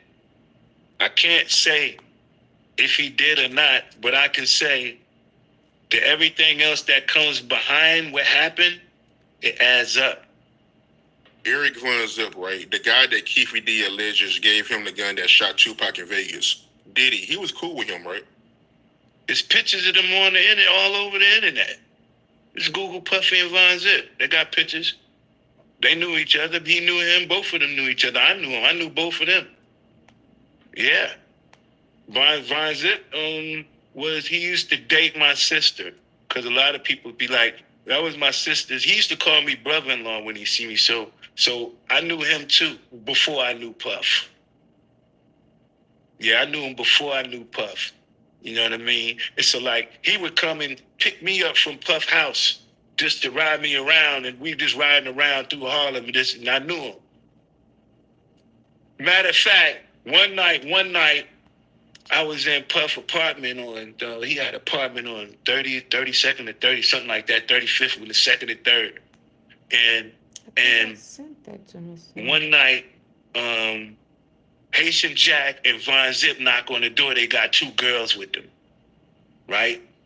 So they want to come in because Puff got this 3 levels, brownstone thing, got the plaques on the wall, the fireplace right there, the couch and all of this. Everything just looking real plush. So I go back upstairs to the room, let them have the whole downstairs. We were just coming from... And then they leave, I guess sometime throughout the night. So it's a knock on the door, boom, boom, boom, boom, boom. So I go to the door, I'm like, yo, who is it? It says the police. I said, the police? I opened the door, they say, yeah, it was two girls that said that they got raped in here by Puff Daddy. I said, Puff Daddy wasn't even in the house. It was all in the newspaper. It went all the way to the next day. This what happened. So it gave Puff a whole bunch. But then that goes back to when we look at what they did with Tupac over a girl. And it always made me think, like, was that one of them setups where they be like, some girls is going to say they was in here and they got touched on and raped, so then now they going to drag a man through the mud. I don't know what their intentions were. But I was glad I was there to kind of, when they knocked on the door, I was like to the police, man, Puff ain't even in here. Hold on. What is this? Photo shoot, and we were in the hotel room. I fell asleep on the couch because, we were just out all day. Yeah, I remember earlier today. To him storming in the room and I was screaming, talking "Where about is she?" Prince. They shut the door and everything just started happening. And I saw the aftermath, the bruises, the busted lip, the knots on the head, and it was really bad. Like, I don't know how any man could hurt another human being that way. Mona says she called a doctor friend to patch the singer up. She and Cassie were too afraid to take her to hospital, let alone go to the police. You felt like you couldn't? No, we couldn't. You think we could have done that back then? No, hell no. Absolutely not. That would not be safe for any of us. It's terrifying to think, Mona, that you didn't feel safe actually going to an emergency room when your friend was really badly injured. Yeah, I mean, we're not dealing with like, you know, a normal person, and the person that actually did the abuse is somebody who's like powerful, you know, and that's not something we can take lightly. What is it about Diddy's circle that makes them so loyal? So many people, as you say, would have ignored what was going on. I mean, to be honest with you, these are their jobs, you know, and it's not about being loyal. It's more so like, this is your job. And I mean, it goes back to centuries when they're like people in positions of power. What are the servants gonna do? We were just coming from a photo shoot, and we were in the hotel room. I fall asleep on the couch because, you know, we were just out all day. I wake up to him storming in the room and screaming, "Where is she?" They shut the door and everything just started happening. And I saw the aftermath, you know, the bruises, the busted lip, the knots on the head, and it was really bad. Like, I don't know how any man could hurt another human being that way. Mona says she called a doctor friend to patch the singer up. She and Kat. Yeah. Let's listen to this one. Chris Brown's an amazing and talented And I love me some Chris. But let's call a thing a thing. He's an abuser of women. R&B superstar Chris Brown is the latest celebrity to now come under focus in the Sean Combs story. Due to a new explosive documentary, older allegations about Brown assaulting a woman at a Combs party are being viewed in a very different light. Welcome to Sidebar. At a presented by Law and Combs Crime. party. I'm Jesse Weber. Well, another celebrity has been caught up in the Sean Combs legal and PR saga. Maybe nightmare is the way to say it. This time, R&B superstar Chris Brown is who we're talking about. The Grammy Award-winning musician behind tracks like Forever, Under the Influence, Run It. Well, an unnamed woman who only goes by Jane Doe spoke out in a new documentary on Investigation Discovery. It is called Chris Brown, A History of Violence. And she claims that what was supposed to be a night of glamour and excess on a Miami yacht turned essentially into a terrifying situation. She accuses Chris Brown of drugging and... Everyone uses the Y'all please get the likes up. In one. She accuses Chris Brown of drugging and raping her at a party on this yacht. And this yacht was docked outside of Combs' Miami mansion back in December of 2020. Now, the location and the timing of this allegation is key, and I'm going to explain why in a moment. But to be clear, she's actually not accusing Sean Combs of any wrongdoing per se, although, again, she claims this happened on his yacht. She did apparently see him, though, said he was really nice. But we can't look at these accusations in a vacuum, right? Because what are we talking about? They come under the shadow of all of Combs' legal troubles. He's facing multiple sexual assault lawsuits. He's currently charged with federal sex crimes out in New York, racketeering conspiracy, sex trafficking by force, fraud, and coercion, transportation to engage in prostitution. He sits behind bars after being denied bail multiple times as he awaits his trial, which is currently scheduled for May of next year. And although he's currently fighting So this is the year we've out. actually covered that in a previous sidebar. Remember, Combs is toxic. He is radioactive. Nobody wants to be associated with him right now, or it appears that way. It appears that everyone is trying to stay away from him and not say anything about him. And of course, not be implicated in what he is accused of Hey, doing. Dwayne. And that's why we put so much emphasis on attorney Tony Busby, who claims that he represents over 100 Sean Combs accusers and that he has already filed multiple lawsuits against Combs on their behalf, including representing clients who say that they were minors when Combs sexually assaulted them. And he indicated that he would be going after big name people.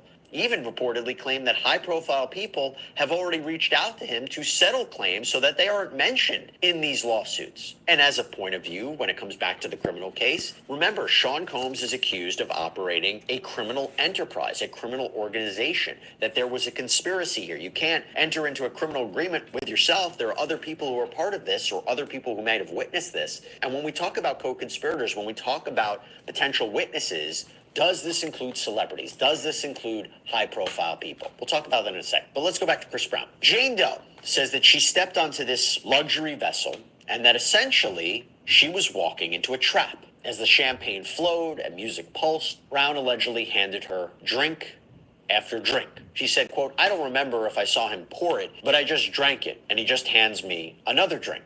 Oh, She wow. says in the documentary, "As I'm standing there, I did start to feel kind of tired and my body was feeling a little heavy." And that is when Brown allegedly led her to a bedroom on the yacht, sprawled out on the bed, and then climbed up on top of her. And literally through tears, she says in the documentary how she couldn't move. And that is when she says Chris Brown assaulted her.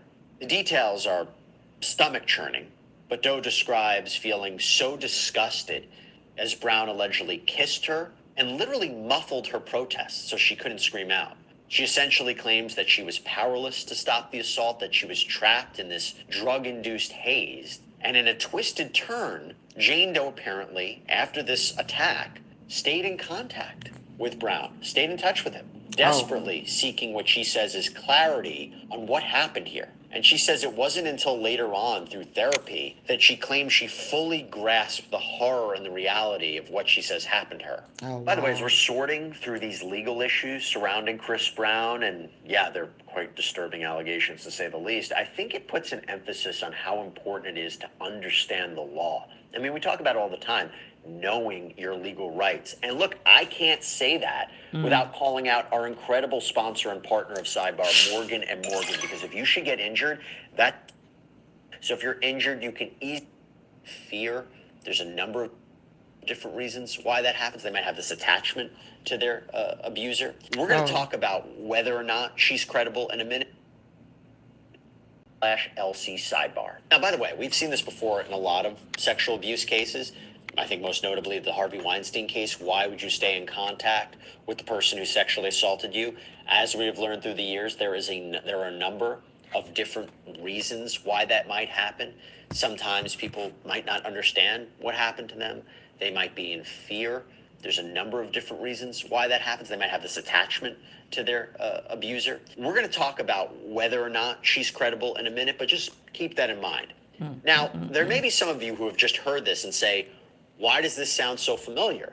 Well, that is because Jane Doe had already filed a lawsuit against Chris Brown back in 2020. She sued him for $20 million.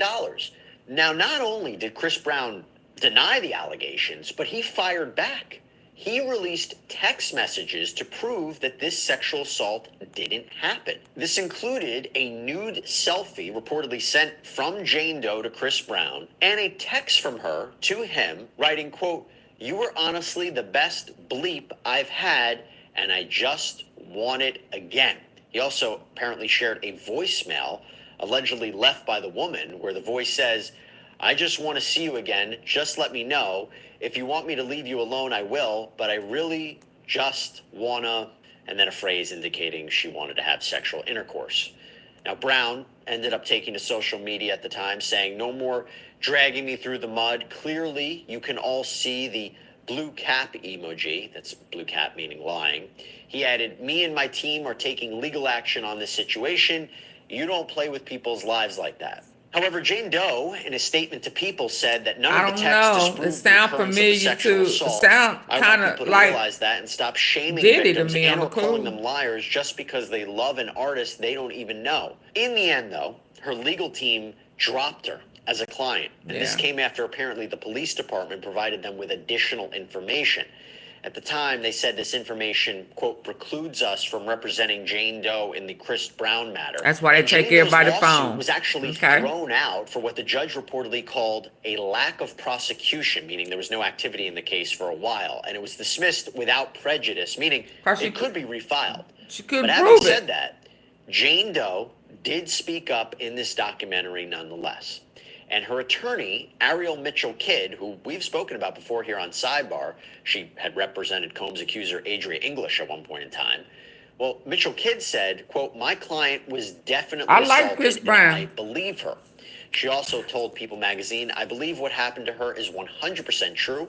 I feel that I failed her as an attorney because I couldn't make her comfortable enough with me in such a short period of time where she felt 100% comfortable being forthcoming with me. So that makes me wonder, was there more information that wasn't shared to her attorney? See, the thing about it is, this kind of reminded me of Boosie last night.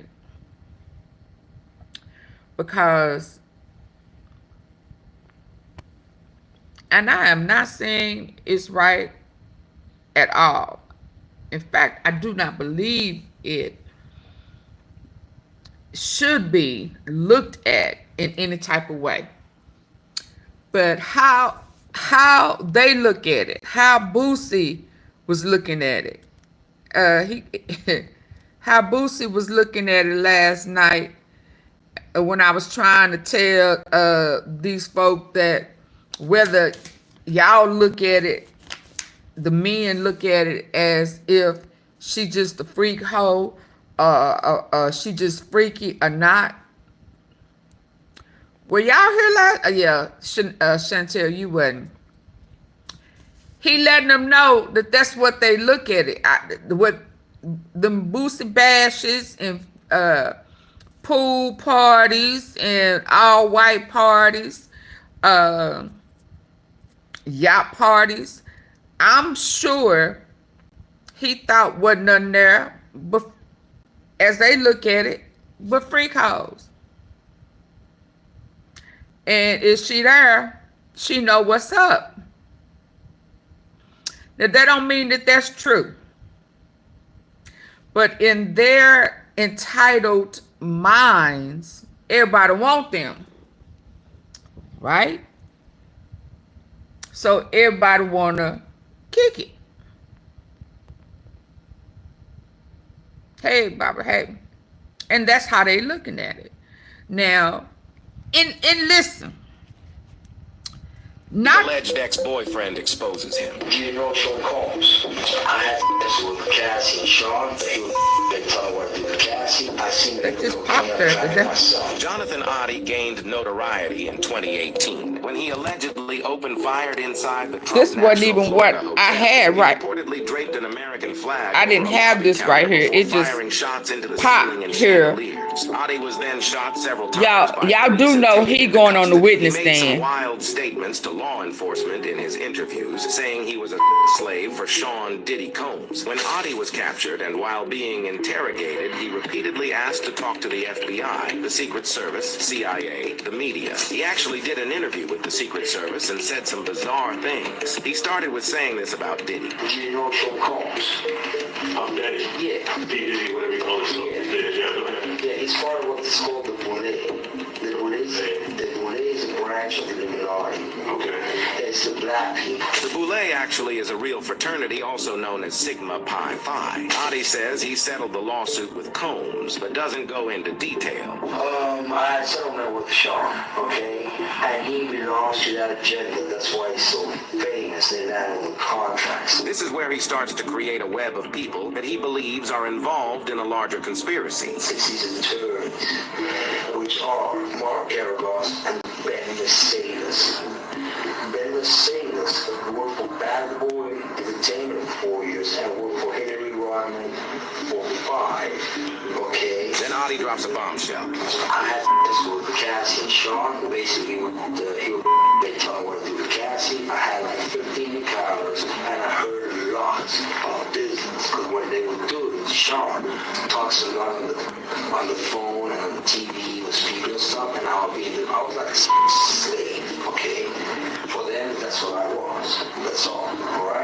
only that, he claims he got STD and then sued. I caught burpees, and I came back and I see him for burpees and we won. But they didn't. Mark Garros and Mercedes were his attorneys, okay? And Christopher Neon's here was my attorney. They asked me to turn in that, which was the video recording, and I did so. They asked him to turn in the video recording. And it's possible. His alleged ex-boyfriend exposes him. Video recording that he also recorded a Diddy talking about liquefying that drug and transporting it. But I don't know how that popped on them private jets, because I don't even know what I was right here. I was right here. And that just popped on. So here he talking about Boosie say Diddy's trial will establish limits on how freaky you are. Because in his mind, he know that they don't change the laws to set them up. So when I'm thinking about Chris Brown over there, they thinking it's a go. Now, they shouldn't know that, and it would have been a go had you not drugged her. See, some of these women that they drug and suing them now, they probably would have never got sued had they not drugged them. So you done took, so y'all want to do all type of, ain't no telling what they did. These people are knocked out with these drugs. So when I think about it like that, and he drugged her, I can't say that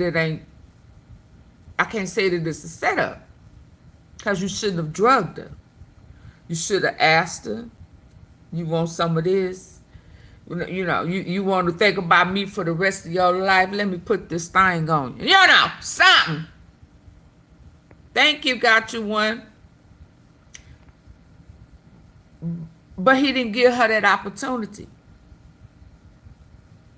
So, because they offered them drinks and dropped some of that eye drop with drugs in it, some of that shit that they done found in Miami, where the boat party was,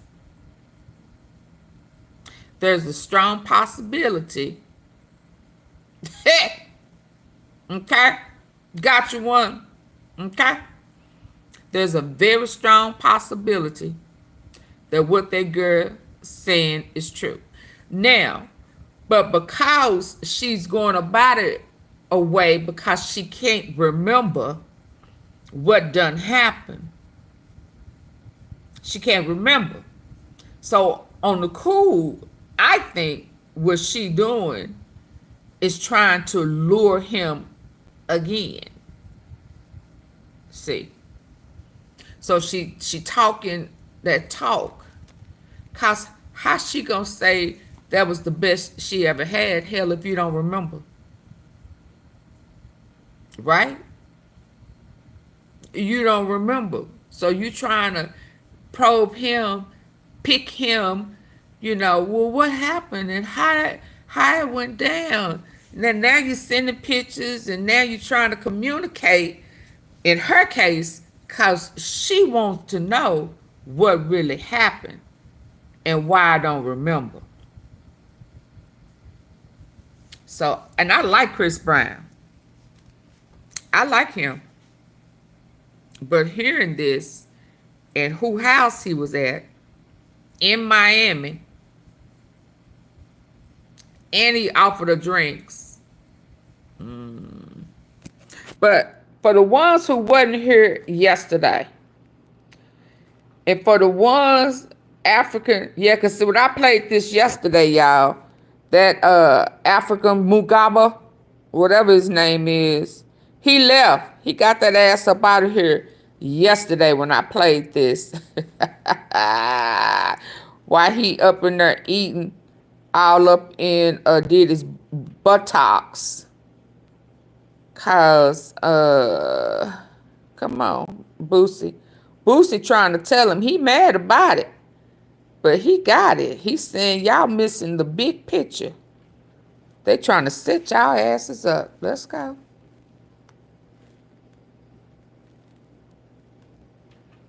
Come on, turn around. Do you think they did Diddy wrong? Or you said he did everything that everybody was doing. Of course, he got a freako. But the You ever heard of a Rico by your damn self? The 500 dildos. It's a freako. 500 dildos and the. I don't give a damn. You're a freak. I don't give a damn. If I want my bitch to watch, if I want my bitch to get another dick while I watch, while money going everywhere, call another dick up, go buy something after that. I don't look at it like it's a crime. Freako. You're just freaky. He did what? Met a girl at the studio and they ran a train, he put dick on and flew out. Is that a crime? Freak. Yeah, that's a crime, bro. I just was thinking of all the stuff he was charged for. God damn, he freaky. This man, he don't deserve.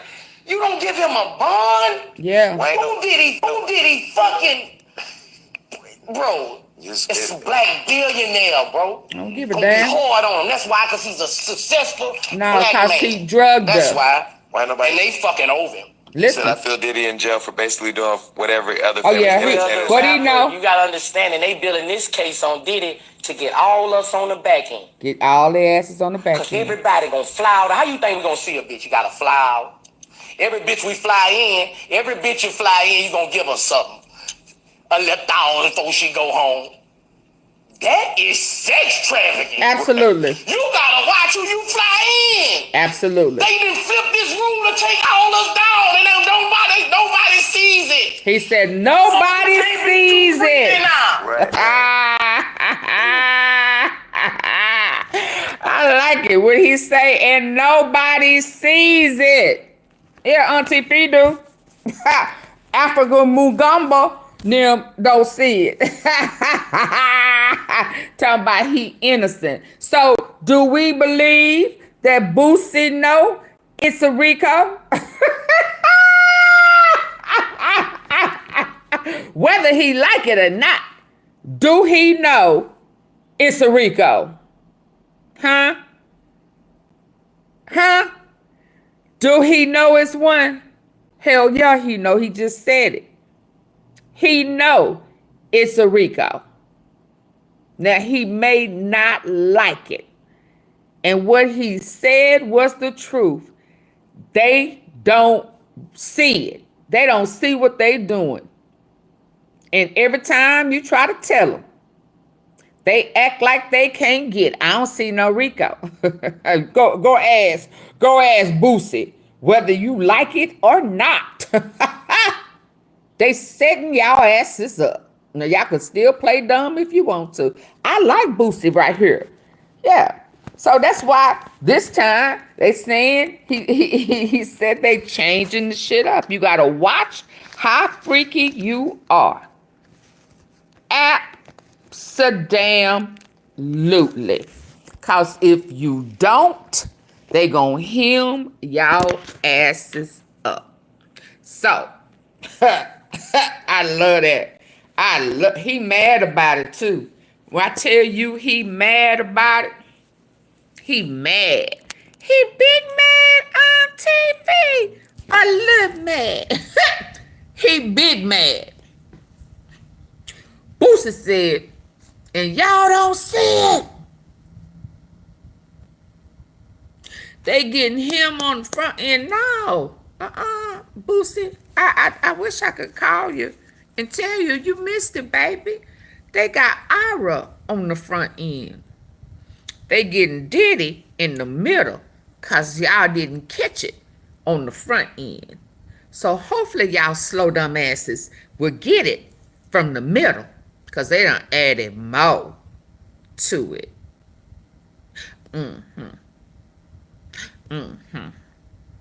and he got them guns, and he been hiding money. And guess what? He probably really started hiding money when they locked that ass up. Say what? Lock that ass up. Pop, pop, pop, pop. Oh, they locked that ass up. Because y'all remember that phone call, that jail phone call? And he was saying, I ain't got no money. I'm broke. I'm broke. Where your money at? So the IRS, one of them feds said, I need for you to check on Sean Puffy Combs. Check his taxes. Hello. We're about to go in on him. Freeze his funds. Check them books. We don't get him this way, we gonna get him that way. And now you got some assistants talking about this came out of this account, this came out of cash, so to block that paper trail. Them liquefied drugs, what money you pay, how you pay for them? With Bad Boy Entertainment, the Empire. Where they at on your books? I know they illegal. What account did it come up? How we gonna calculate their funds? Okay. Them pizza boxes. He sure did say move them pizza boxes, didn't he? End of story, Puffy. So, can't act like they don't know it's Rico. Because it's clear. Boosie know. They done switch that shit up on us. They done switch the laws. Yeah. They gonna get us on the back end. Yeah. You reading the playbook. Boosie reading the playbook. Some of them African Mungambas, whatever his African motherland, he still want to play dumb. You better go talk to Uncle Boosie. Because Boosie got it. Why you think got it over in Dubai before they haul his ass in for Dolph? Trying to move that money. He thought he was going to be able to use Angela Simmons, Russ and them. It's too hot. It's too hot, got it. Jay-Z is too hot. It's too hot for all y'all. Can't none of y'all. They got eyes on y'all too. Angela got a phone call from them.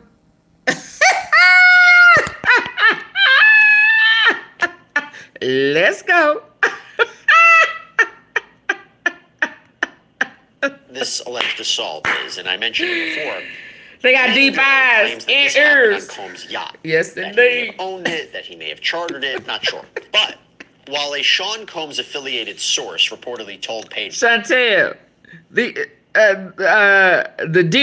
Diddy people, they gonna learn today. 6 that these allegations have nothing to do with Diddy at all and have not alleged any wrongdoing. Oh, against battery him. low. We God can't forget dang. that the terms yacht, assault, and Combs, they have all been in the same sentence recently. Because while this alleged assault happened on this yacht back in December of 2020, we can't forget that a young woman named Grace O'Markey filed a separate lawsuit against Sean Combs and his son Christian Combs, where she says that Christian sexually assaulted her on a Combs chartered yacht back in December of 2022. So we're talking relatively similar allegations at a similar time frame, 2-year difference.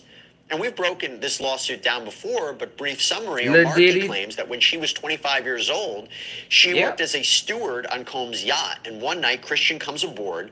He starts kissing her. He starts groping her. that this was allegedly witnessed by another Combs accuser, Rodney Lil Rod Jones. And then she says later on in the night, Christian trapped her in the cinema room of the yacht, took off all of his clothes, and tried to force her to perform oral sex on him. Like so she his not only daddy. sues Christian for claims like assault and battery, but she ends up suing Sean Combs for aiding and abetting and having premises liability because this attack happened essentially on his property, and by law, he would have a duty to keep her safe. We believe this lawsuit is still ongoing, by the way. So now we're looking at these claims a little bit differently because now this is not the first time that we've heard about an alleged assault on a Sean Combs property. But let's go back to Chris Brown for a second. As you can see in the title of this documentary, Chris Brown, A History of Violence, it focuses upon not just this alleged encounter, but all of the other troubles that Brown has faced and the multiple accusations of domestic violence and sexual assault and violence that he has faced over the past several years. And if you recall, what are we talking about? He physically assaulted R&B singer Rihanna back in 2009. Graphic photos were released for the world. Everybody got to keep their hands to their stuff. Pleading guilty to assault, received probation, received community service. Brown's ex-girlfriend, Karrueche Tran, obtained a restraining order against him after she says he punched her, threw her down a flight of stairs, threatened to kill her. Another accuser featured in the documentary claims that Chris Brown assaulted her in Las Vegas, which resulted in her receiving a black eye. She ended up suing him, settled the case. Brown was arrested in Paris several years back for alleged rape, but the investigation was dropped. And now Brown's legal team has come forward, and they have called the allegations in this documentary malicious and false. But of course, the larger picture becomes not only what will come of such a documentary, that's of course, but could Chris Brown play a role in Sean Combs' prosecution? This is the pink salt recipe that took me from 198 to 147 in just weeks. And the best part, it's now in Sean Combs' prosecution. Has he been interviewed by federal prosecutors? Does he know anything? Has he come under their radar at all? I would say based purely on the accusations and the former cases against Brown, that wouldn't necessarily make him an accomplice or co-conspirator in the racketeering and sex trafficking case against Sean Combs, because first of all, a lot of these allegations have previously been litigated, or they would be more likely the focus of state charges, but also nothing to suggest that Brown is part of what Combs is accused of. There's no evidence that has surfaced as of yet that Chris Brown was a part of these freak-off encounters that are central to Combs' criminal case, the coerced, drug-fueled sexual trysts involving male commercial sex workers. Also, there's nothing to suggest that Chris Brown was a participant or aware of this alleged criminal enterprise that Sean Combs directed or was in charge of, as prosecutors allege. But again, the question we always ask is the government just speaking with anyone and everyone who may have information about what was happening behind the scenes with Sean Combs or who were at these events, whether or not they're even called as witnesses at a trial? Are prosecutors trying to speak with everyone? Look, we don't know who's been issued a subpoena. We don't know who the cooperating witnesses are. We don't even know who all the victims are. A lot of this is kept secret at the federal level, and that's common in federal cases. But whoever was within Combs' orbit, and especially Chris Brown, in light of these allegations, they may have to be thinking if they could play some role somewhere in the criminal case. We'll continue to follow it for you. Okay, But that's all we have for you right now. Okay. Because I know I'm almost out of juice. So this is Capricorn, who got the receipts.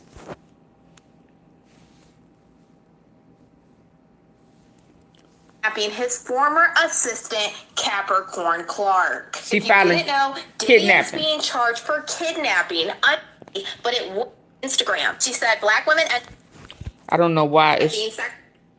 but it wouldn't be done by. Let me try this again. Oh.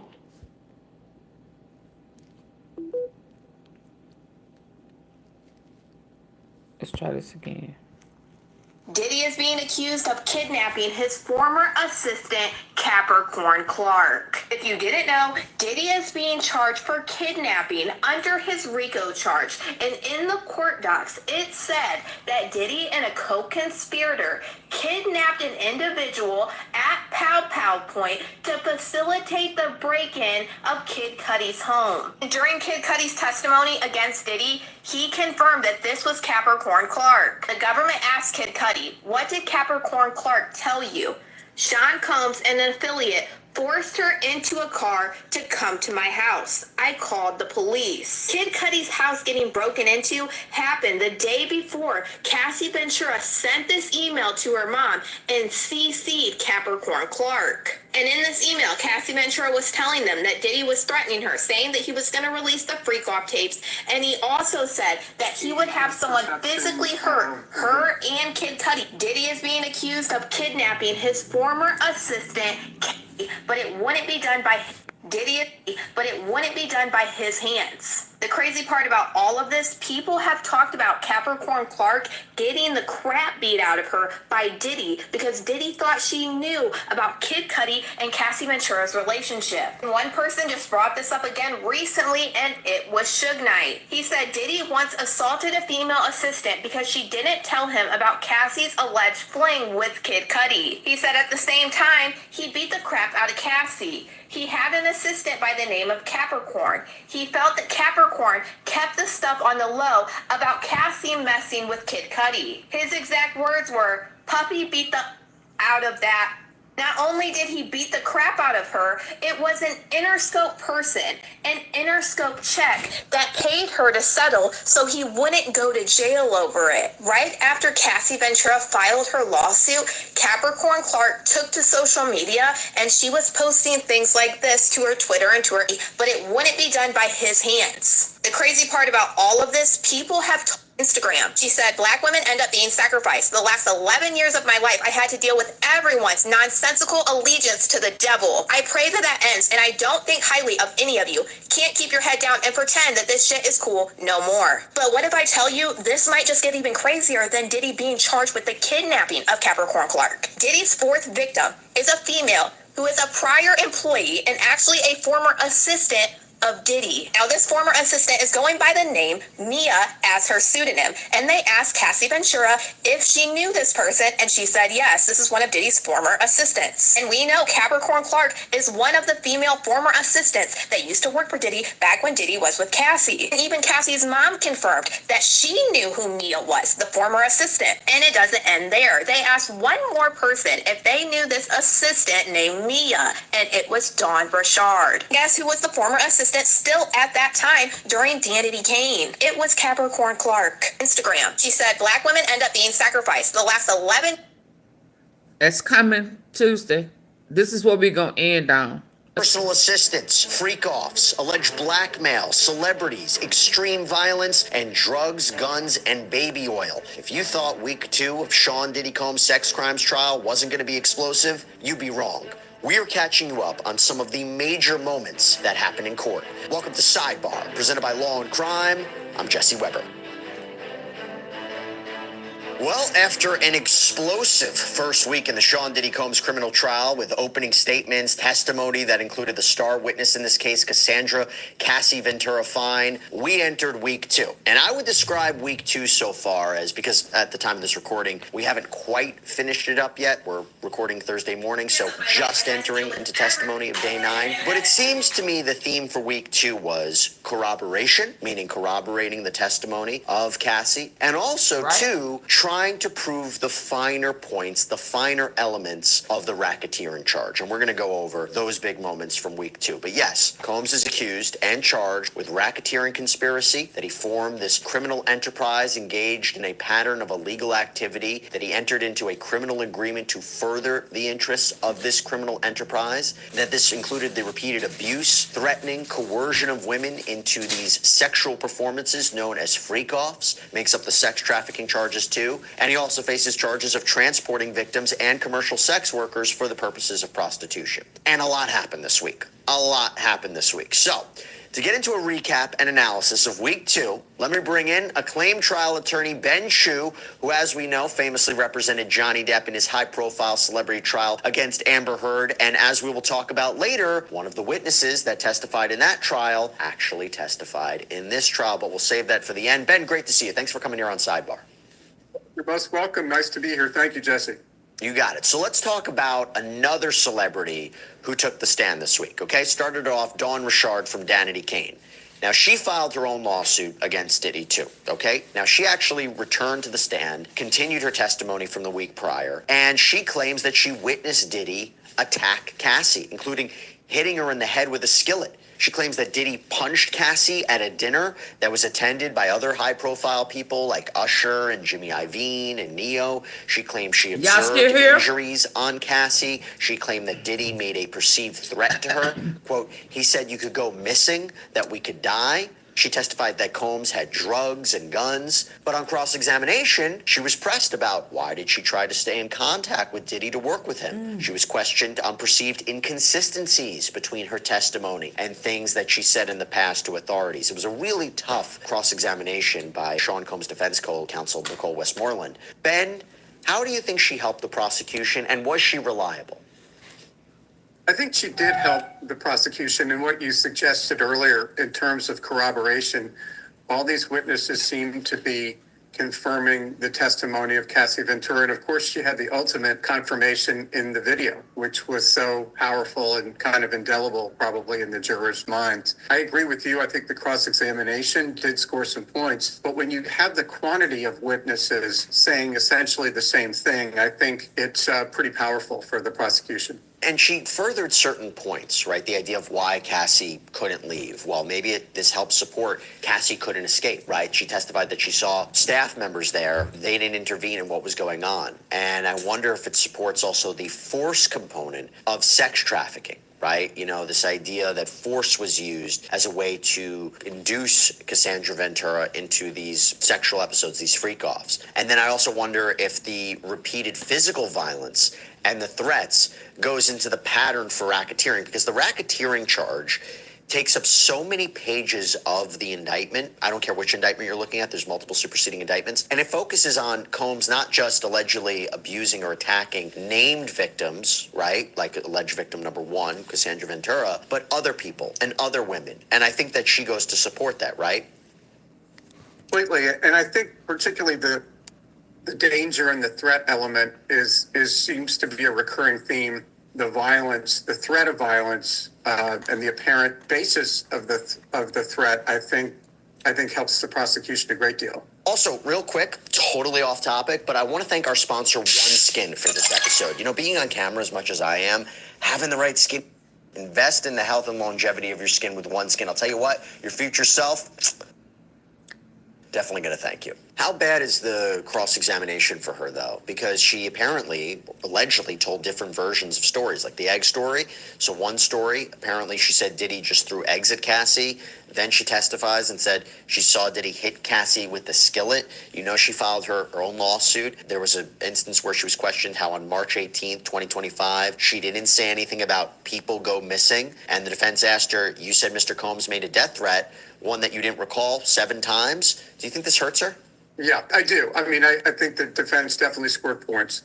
Well, then we had Kerry Morgan. So it wasn't just Dawn Richard who testified. We had Kerry Morgan. Used to be best friends with Cassie. She, too, claims she observed Diddy be violent with Cassie, including allegedly dragging her by her hair in Jamaica, kicking her in another incident, that Cassie lost her spark while she was in this relationship with Diddy, that he spoke down to Cassie regarding her appearance and her behavior, that he would constantly call Morgan looking for Cassie. Even Christina Coram, Combs' former chief of staff, would reach out. But she also testified that she, too, was an alleged victim of Combs' abuse. She testified that she was at Cassie's house when Diddy showed up, choked her, hit her in the head with a wooden hanger, says she had a concussion from that. And she even claims that she was paid $30,000 by Diddy and signed an NDA, and that this actually went through Cassie. And she claims she's no longer friends with Cassie after all of this. Quote, the reason I stopped speaking to her was because she was not supportive of me after that incident. I draw my line at physical abuse. Now, she was cross-examined too. And the cross was interesting because it focused a lot upon whether it was jealousy fueling Combs' violence rather than a need to control Cassie for purposes of sex trafficking, whether Cassie was jealous of the love that Combs had for the late Kim Porter. So, Ben, it seems to me she hits a lot of different potential elements of the charges here. But, of course, it does become a question, is what she's describing domestic violence or is what she's describing sex trafficking and racketeering? Yeah, and it could be both. I mean, that's where it becomes dicey for both the prosecution and the defense. And will it matter to the jury, or will just the fact of the violence and the threats kind of overtake the nuances of the line between domestic violence and conspiracy and racketeering? Do you think that this testimony from Kerry Morgan and Dawn Richard helps establish that he was operating a criminal enterprise filled with threats and fear and violence? Do you think it helps that? I think it helps, but I still think that they need to do more on the technical elements of those crimes. And I suspect that we're going to be seeing that as the trial progresses. I think the control aspect's key for sex trafficking, right? So when you talk about sex trafficking, it's harboring, maintaining, transporting somebody for purposes of commercial sex. So if you're talking about sex with sex workers, and either she's going to be a co-conspirator coercion to induce or that person to cooperating engage in witness. this behavior. The idea of controlling is very, very important. The $30,000, though, you know, one of the things we talk about is the underlying crimes for racketeering. To prove racketeering, they need to prove at least 2 predicate crimes. Mary, you in the wrong. You speak it. Well, it certainly. Mary, you in the wrong comment. The criminal aspect as opposed to the jealousy aspect, because that's the only thing that would explain the financial. Why pay? That's a great point. And, well, you know, he could say, I didn't want to be embarrassed. I was talking to I Mary. didn't want to be embarrassed. It was not to cover up. It certainly suggests the criminal aspect as opposed to the jealousy aspect, because that's the only thing. One of the things we talk about is the underlying crimes for racketeering. To prove racketeering, they need to prove at least 2 predicate crimes. $30,000, is that bribery? Well, it certainly suggests the criminal aspect as opposed to the jealousy aspect, because that's the only thing that would explain the financial. Why pay? That's a great point. And, well, you know, he could say, Right, I didn't want to be Christine. embarrassed. You know, I didn't want to be embarrassed. It was not to cover up a crime. I didn't want to be embarrassed. I didn't want to be embarrassed. Well, hell, are you embarrassed We'll move on now? to 2 other witnesses. So you want to talk a little bit more about racketeering? I think that these witnesses could be arguably the most important witnesses as of yet for racketeering. Maybe. David James, George Kaplan. So the former assistants to Diddy. So if you're talking criminal enterprise and a conspiracy and a criminal agreement to commit racketeering activity, and that Combs I used was his talking staff about to the commit hey, crimes and Mr. cover Chew, them up, hi, you need the Johnny. inner circle to testify, right? So David James testified that he was told when he was first brought in, quote, "This is Mr. Combs' kingdom. We're all here to serve in it." Okay? Testified about helping to prepare hotel rooms for what prosecutors allege were elaborate sexual encounters, freak-offs, right? Clothing, toiletries, food, drinks, a medicine bag.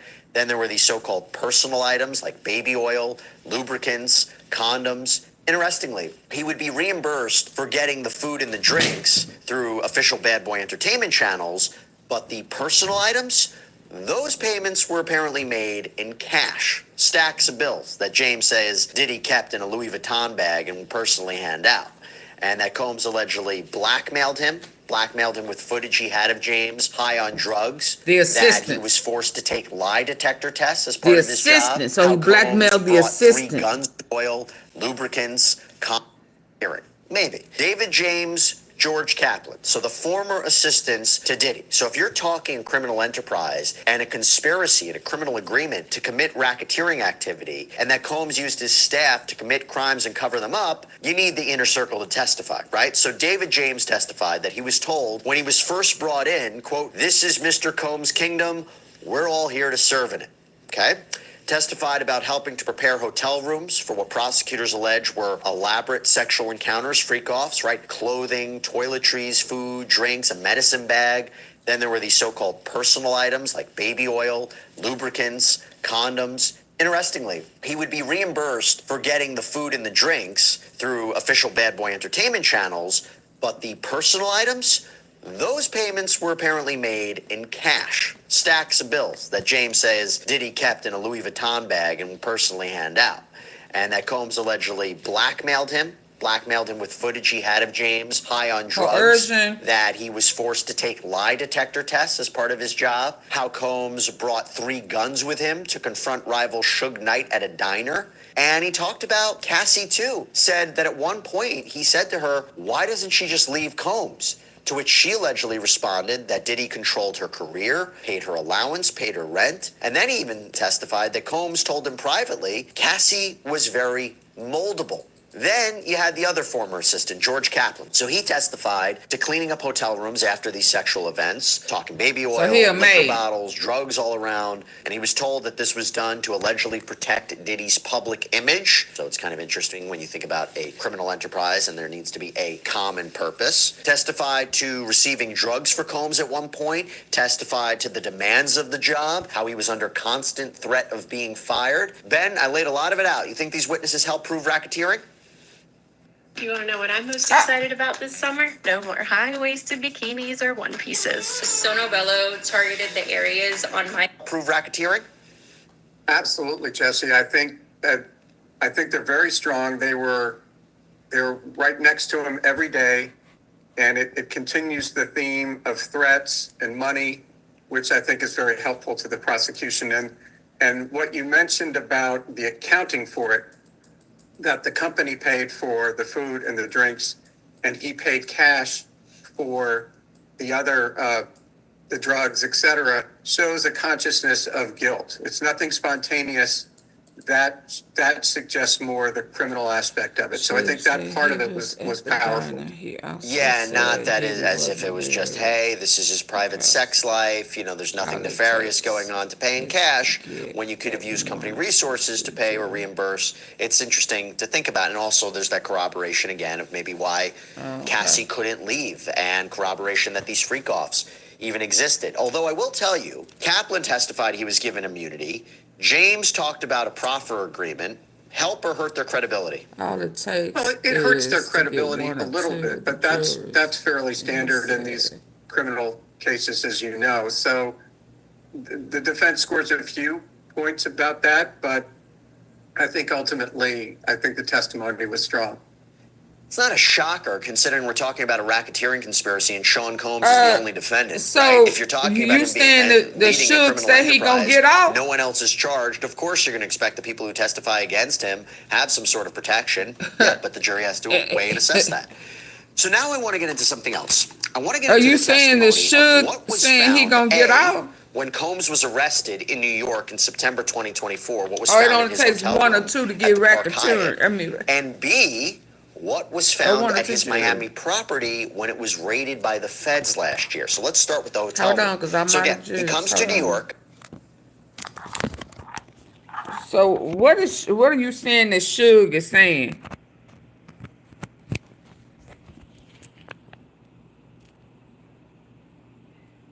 Points about that, but I think ultimately, the testimony was strong. It's not a shocker, considering we're talking about a racketeering conspiracy and Sean Combs is the only defendant, right? If you're talking about him leading a criminal enterprise, no one else is charged. Of course, you're going to expect the people who testify against him have some sort of protection. Yeah, but the jury has to weigh and assess that. So now I want to get into something else. I want to get into the testimony of what was found, A, when Combs was arrested in New York in September 2024, what was found in his hotel room. I talked about Prince earlier today on the live before. What was found at his Miami property when it was... Well, there's that corroboration. He said to her, why doesn't she just leave Combs? To which she allegedly responded that Diddy controlled her career, paid her allowance, paid her rent, and then he even testified that Combs told him privately Cassie was very moldable. Then you had the other former assistant, George Kaplan. So he testified to cleaning up hotel rooms after these sexual events, talking baby oil, liquor bottles, drugs all around. And he was told that this was done to allegedly protect Diddy's public image. So it's kind of interesting when you think about a criminal enterprise and there needs to be a common purpose. Testified to receiving drugs for Combs at one point. Testified to the demands of the job, how he was under constant threat of being fired. Ben, I laid a lot of it out. You think these witnesses help prove racketeering? The feds got a whole bunch of other charges too.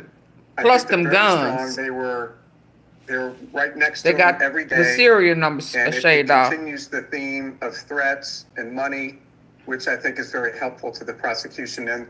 And what you mentioned about the accounting for it, that the company paid for the food and the drinks, and he paid cash for the other, the drugs, etc., shows a consciousness of guilt. It's nothing spontaneous. That suggests more the criminal aspect of it. So I think that part of it was powerful. Yeah, not that as if it was just, hey, this is his private sex life, you know, there's nothing nefarious going on to pay in cash when you could have used company resources to pay or reimburse. It's interesting to think about. And also there's that corroboration again of maybe why Cassie couldn't leave, and corroboration that these freak-offs even existed. Although I will tell you, Kaplan testified he was given immunity. James talked about a proffer agreement. Help or hurt their credibility? Well, it hurts their credibility a little bit, but that's fairly standard in these criminal cases, as you know. So the defense scores a few points about that, but I think ultimately, I think the testimony was strong. It's not a shocker, considering we're talking about a racketeering conspiracy and Sean Combs is the only defendant, right? If you're talking about him being leading a criminal enterprise, no one else is charged. Of course, you're going to expect the people who testify against him have some sort of protection. Yeah, but the jury has to weigh and assess that. So now I want to get into something else. I want to get into the testimony of what was found, A, when Combs was arrested in New York in September 2024, what was found in his hotel room at the Park Hyatt, and B, what was found at his Miami property when it was raided by the feds last year. So let's start with the hotel room. So again, he comes to New York voluntarily to surrender himself to authorities. He knew he was going to be arrested. He knew he was going to be charged. Probably did this because he thought it would help him make bail, which, by the way, he was never granted. But apparently, and as documented in photos, in that hotel room were medications. There were baggies of a pink powder that tested positive for ketamine and MDMA. This is the testimony of one of the witnesses. There was lubricant. There was several bags and bottles of baby oil. There was a fanny pack with $9,000 in cash. There was a lighting device. There was evidence that a woman was staying there too. Okay, Christine, you asked me, what do I think about what? If he's, do I think that they proven their case? Do I think that, what was your question? Hold on. I honestly don't know what is going to happen. I think the prosecution has proven the case, but you never know what the jury, and you asked me, what do I think? I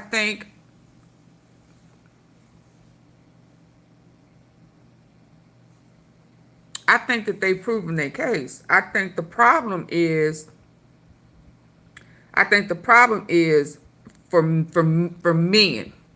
I think the jury will have a problem saying guilty. I don't think they're gonna have a problem saying guilty. I don't think they should have a problem saying guilty. I think that I think it's convenient to just look at all the DV and say that, oh, this is not a DV case. Well, no.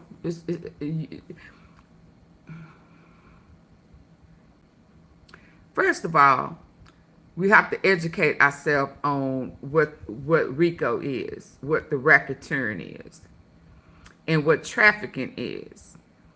A lot of times we have in our head that trafficking is the white van that pulls up, they grab somebody off the street, jogging, kids or what have you, and they take them and they collect these people, kids, boys, girls, everybody, and then they use them, they pimp them, they sell them in a XXX slave capacity.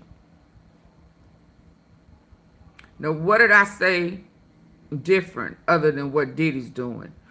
Oh, he didn't have a white van. He didn't snatch her off the street. Other than that, what's the difference? Okay, so you don't want to look at that. So Boosie is telling us how they've changed the laws, right? And they setting it up a little different, right? So pimping. Let's think about an old school pimp. He got him a main O, right? He got him a main one. He has other women, right? He put her to work, right? So the only difference there is he not pimping her to John's.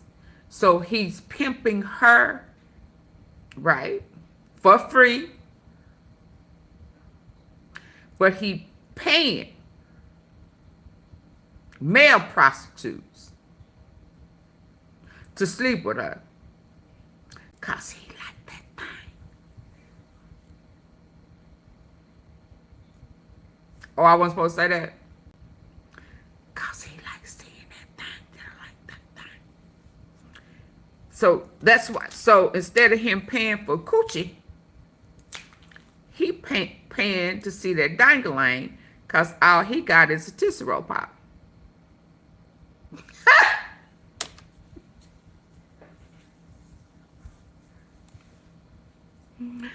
And the pleasures. Now, I don't know if I absolutely believe that. Because if that is true, then that means that the Punisher and all these blessed men reach places that his ass can't reach. So the only way that he can see that live and in living color is to sit over in the corner and watch. So what I'm saying is that they've changed the pimp game. Okay? They've changed the freak game. And you don't have to snatch them off the street and take them places and sell them to be classified RICO. So the reason why we have a hard time seeing the RICO, because ain't nobody got snatched, ain't nobody been kidnapped, and she was a willing participant. Well, she was, but then she didn't want to do it no more, and she was forced. So that's not domestic violence anymore, right? Right? And not only has she made that clear, because she told on herself, his assistant, his non-African American assistants, more than one, two of them. One of them left for the treatment that they saw. And when he was told to go to the store to get some witch hazel and some pads and, you know, bandages to cover it up and so it could heal quickly, he went to where she was, right? And she couldn't even come to her own door. Why? Because somebody was in there making sure she didn't leave. Right? So that's not a willing participant anymore. So I don't think that they're going to have a... Only hard problem they're going to have is understanding when it was no longer DV. And once they break that down, let's say you're going to have a couple of them that can't get that out their head. But let's give it. What about the guns that got the scratched off serial numbers? That's 10 to 15 automatic, right? Right? What about the assistants the girl Capricorn that's coming, y'all just ain't heard it yet. She gonna be there, right? Where she told Cudi, Kid Cudi, that she was taken by force to his house to throw the cocktail in his car. That's arson. Capricorn a witness. Cause he forced her and D-Mac, D-Money, whatever the other guy name. So there's more than a couple of charges that he's not going to be able to beat.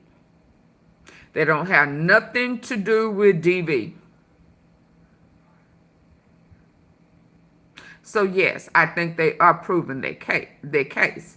But like I said last weekend, Cassie, DV situation is just the bread of the sandwich. Not sandwich. Sandwich. She just the bread. She the front and the back. All of that in the middle, all that good stuff, all the lettuce, tomatoes, the meat, the cheese, the mayonnaise and mustard, that's what we're getting right now. Now, what part of that sandwich makes the best sandwich? Is it the bread? Or is it all that stuff in the middle? What part them feds gonna want? They gonna eat that sandwich up, ain't they? That sandwich gonna be stacked this high. They ain't gonna be able to fit it all in their mouth. They gonna have shit coming all down the side of their mouth eating this Diddy sandwich when it's all said and done. And you got all of these old folk that go back to Bad Boy that just lingering around New York. For what? To be there just in case they need to call them as a witness? You lying. You lying. Gene, Deal there. I'm sure Roger on his way. We just found out today the chopper from making of the band was there. I just heard another one. How is it saying very loud? Oh, okay. I just heard, hold on. I just heard another one of them saying, oh, May. Oh, hold on. It's finna go out. Hold on, y'all. Hold on.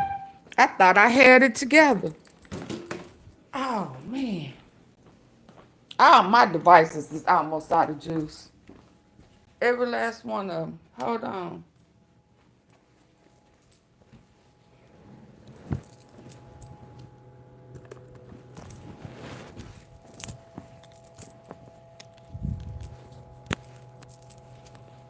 Hold on.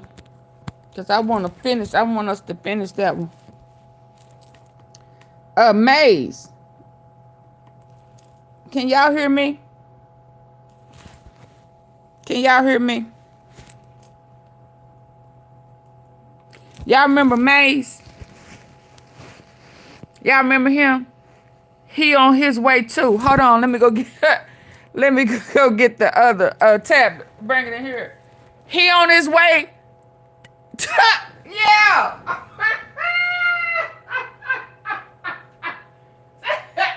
They setting that ass up.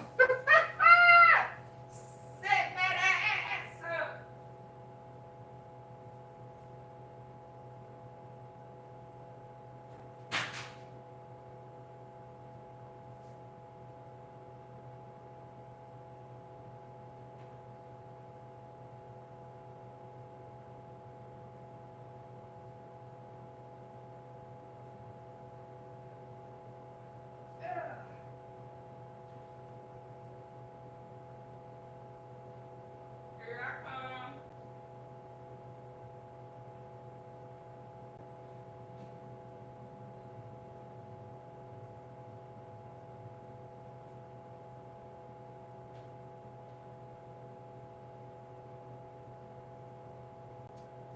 get a chance to show y'all that, baby.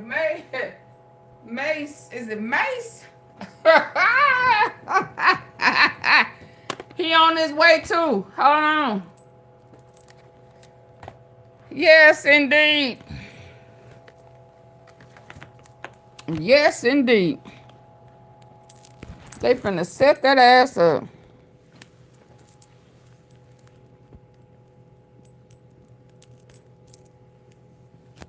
Now I'm finna have to go long ways.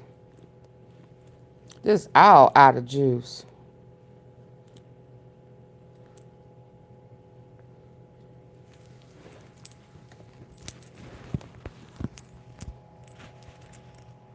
Did it go out?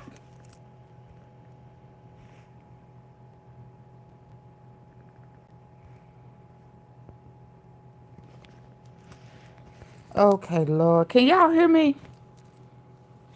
What did I do? Oh. Can y'all hear me? They setting that ass up. Hold on. Let me see before I forget. Hold on. Y'all still with me?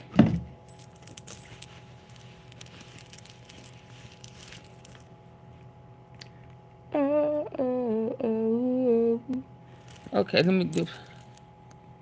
Charged, of course you're going to expect the people who testify against him have some sort of protections to pay or reimburse. It's interesting to think about, and also there's that corroboration again of maybe why Cassie couldn't leave, and corroboration that these freak-offs even existed. Although I will tell you, Kaplan testified he was given immunity. James talked about a proffer agreement. Help or hurt their credibility? Well, it hurts their credibility a little bit, but that's fairly standard in these criminal cases, as you know. So the defense scores a few points about that, but I think ultimately, the testimony was strong. It's not a shocker, considering we're talking about a racketeering conspiracy and Sean Combs is the only defendant, right? If you're talking about him leading a criminal enterprise, no one else is charged, of course you're going to expect the people who testify against him have some sort of protection. Yeah, but the jury has to weigh and assess that.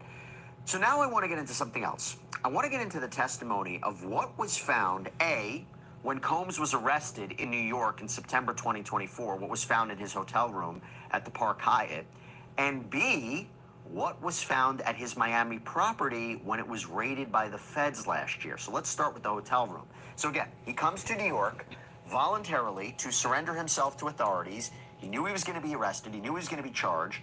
Probably did this because he thought it would help him make bail, which, by the way, he was never granted. But apparently, and as documented in photos, in that hotel room were medications. There were baggies of a pink powder that tested positive for ketamine and MDMA. This is the testimony of one of the witnesses. There was lubricant. There was several bags and bottles of baby oil. There was a fanny pack with $9,000 in cash. There was a lighting device. There was evidence that a woman was staying there too. Ben, is this bad? Does it look like he's continuing purported freak-offs even right until the moment of his arrest? And if so, why would he bring this stuff? Well, absolutely. It makes it seem far less like a personal choice and much more like a systematic enterprise. The lighting in particular, the drugs. Are y'all listening? Is consistent with the prosecution's theory. Listen. Why would he bring this stuff? Well, absolutely. It makes it seem far less like a personal choice and much more like a systematic enterprise. The lighting in particular, enterprise. The drugs. All of this is consistent with the prosecution's theory. Why would he bring it knowing? I mean, if you know, here's the thing, right? Cassandra Ventura talked about freak-offs in her lawsuit, right? I think he knew that she was cooperating with the government. If he knew he was being investigated for this, why allegedly bring the very materials of the crime with you when you're arrested? Well, it may be his perception of invincibility, that he had been doing these things for a long time. He's a very powerful person. People in his organization kowtowed to him, so that could explain it. Could be hubris. Could be that he just thought that he would never really get caught. No. But then we heard from... No, that's not it. That's not it. No. He has somebody on the FBI that he thought was going to give him the heads up. He didn't know that they was going to come get him early. So he thought he had time to get it off. He thought he was cooperating. You know, he was turning himself in. He was doing, you know, but he had an inside plug that the feds figured out. So even the feds moved secretly. So he did not get the phone call. So he thought he had time. And then second, he don't think he had to follow the law. He thought it was going to beat it. Yeah. Look how they let Sammy the bull go into witness protection after he had 25 bodies.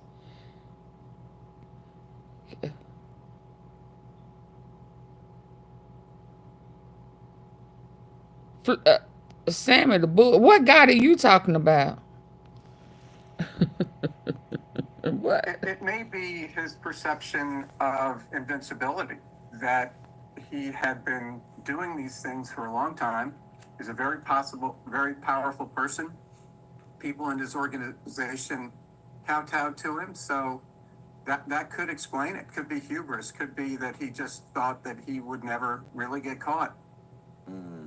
But then we heard from an agent with Homeland Security, okay, testified about the raid that was conducted on Combs' Miami mansion last year, okay? Found a Gucci bag filled with ketamine and MDMA, bottles of lube, baby oil, a handgun in a suitcase, cell phone stuffed in a boot, AR-15 assault rifles with defaced serial numbers, platform they gonna get him right there. Condoms, sex toys. On cross-examination, the defense counsel The defaced serial numbers. The level of force for the He got to go for that. Diddy's fingerprints or DNA were even on the handguns. That's automatic. Ben, what's the value of all this? Well, the value, I think, goes to just the volume of materials. Suggests that this was more than just his personal use. And yeah, this is the enterprise. The damning was the AR-15. I mean, I could see a jury understanding why somebody like Diddy would want to have his own firearm for protection, though he has guards really to do that. But the AR-15s really suggest something more nefarious. There's no real reason that anybody should have an AR-15, legal or not. I mean, I think that begs a lot of questions.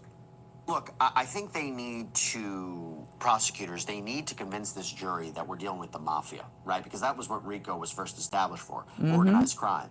And if you go into his mansion, he's got guns and he's got paraphernalia. That's how they do it. They need to convince this jury that he's a head of a criminal enterprise. Now, it doesn't have to be a charter. It's not a criminal organization where you need a charter or bylaws, but, you know, some association. Look at him like he a pimp. Power, influence. And Cassie was his, That's how they do it. Not saying they're going to get it, but that's how they do it. I think that's important. Now, we have talked a lot about now, Cassie if I was on the prosecution and I realized I was having a hard time getting people to understand the difference in between DV and human trafficking, that's the route I would go.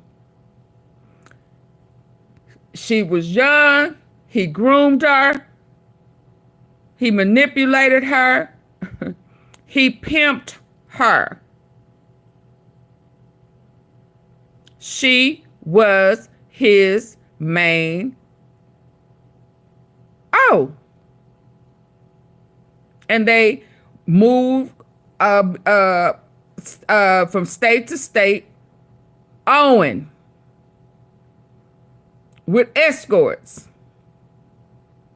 So in this enterprise, you had illegal XXX, arson, absolutely, and the kidnapping, not just Capricorn, but her. At times she tried to leave. The pimp hunted his O down, drug her back. See, y'all, they need to stop making it cute and call it what it is. See, she was never his girl. Hell, we called him calling her his homegirl. You understand? That's how I would present it and stop being cute, politically correct. And he's a mobster. His daddy drove for Frank Lucas. They not gonna bring that up?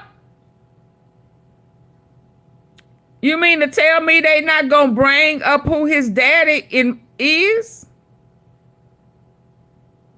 What about the porn industry? They traffic, absolutely. And he be recording people without their permission, on top of drugging them.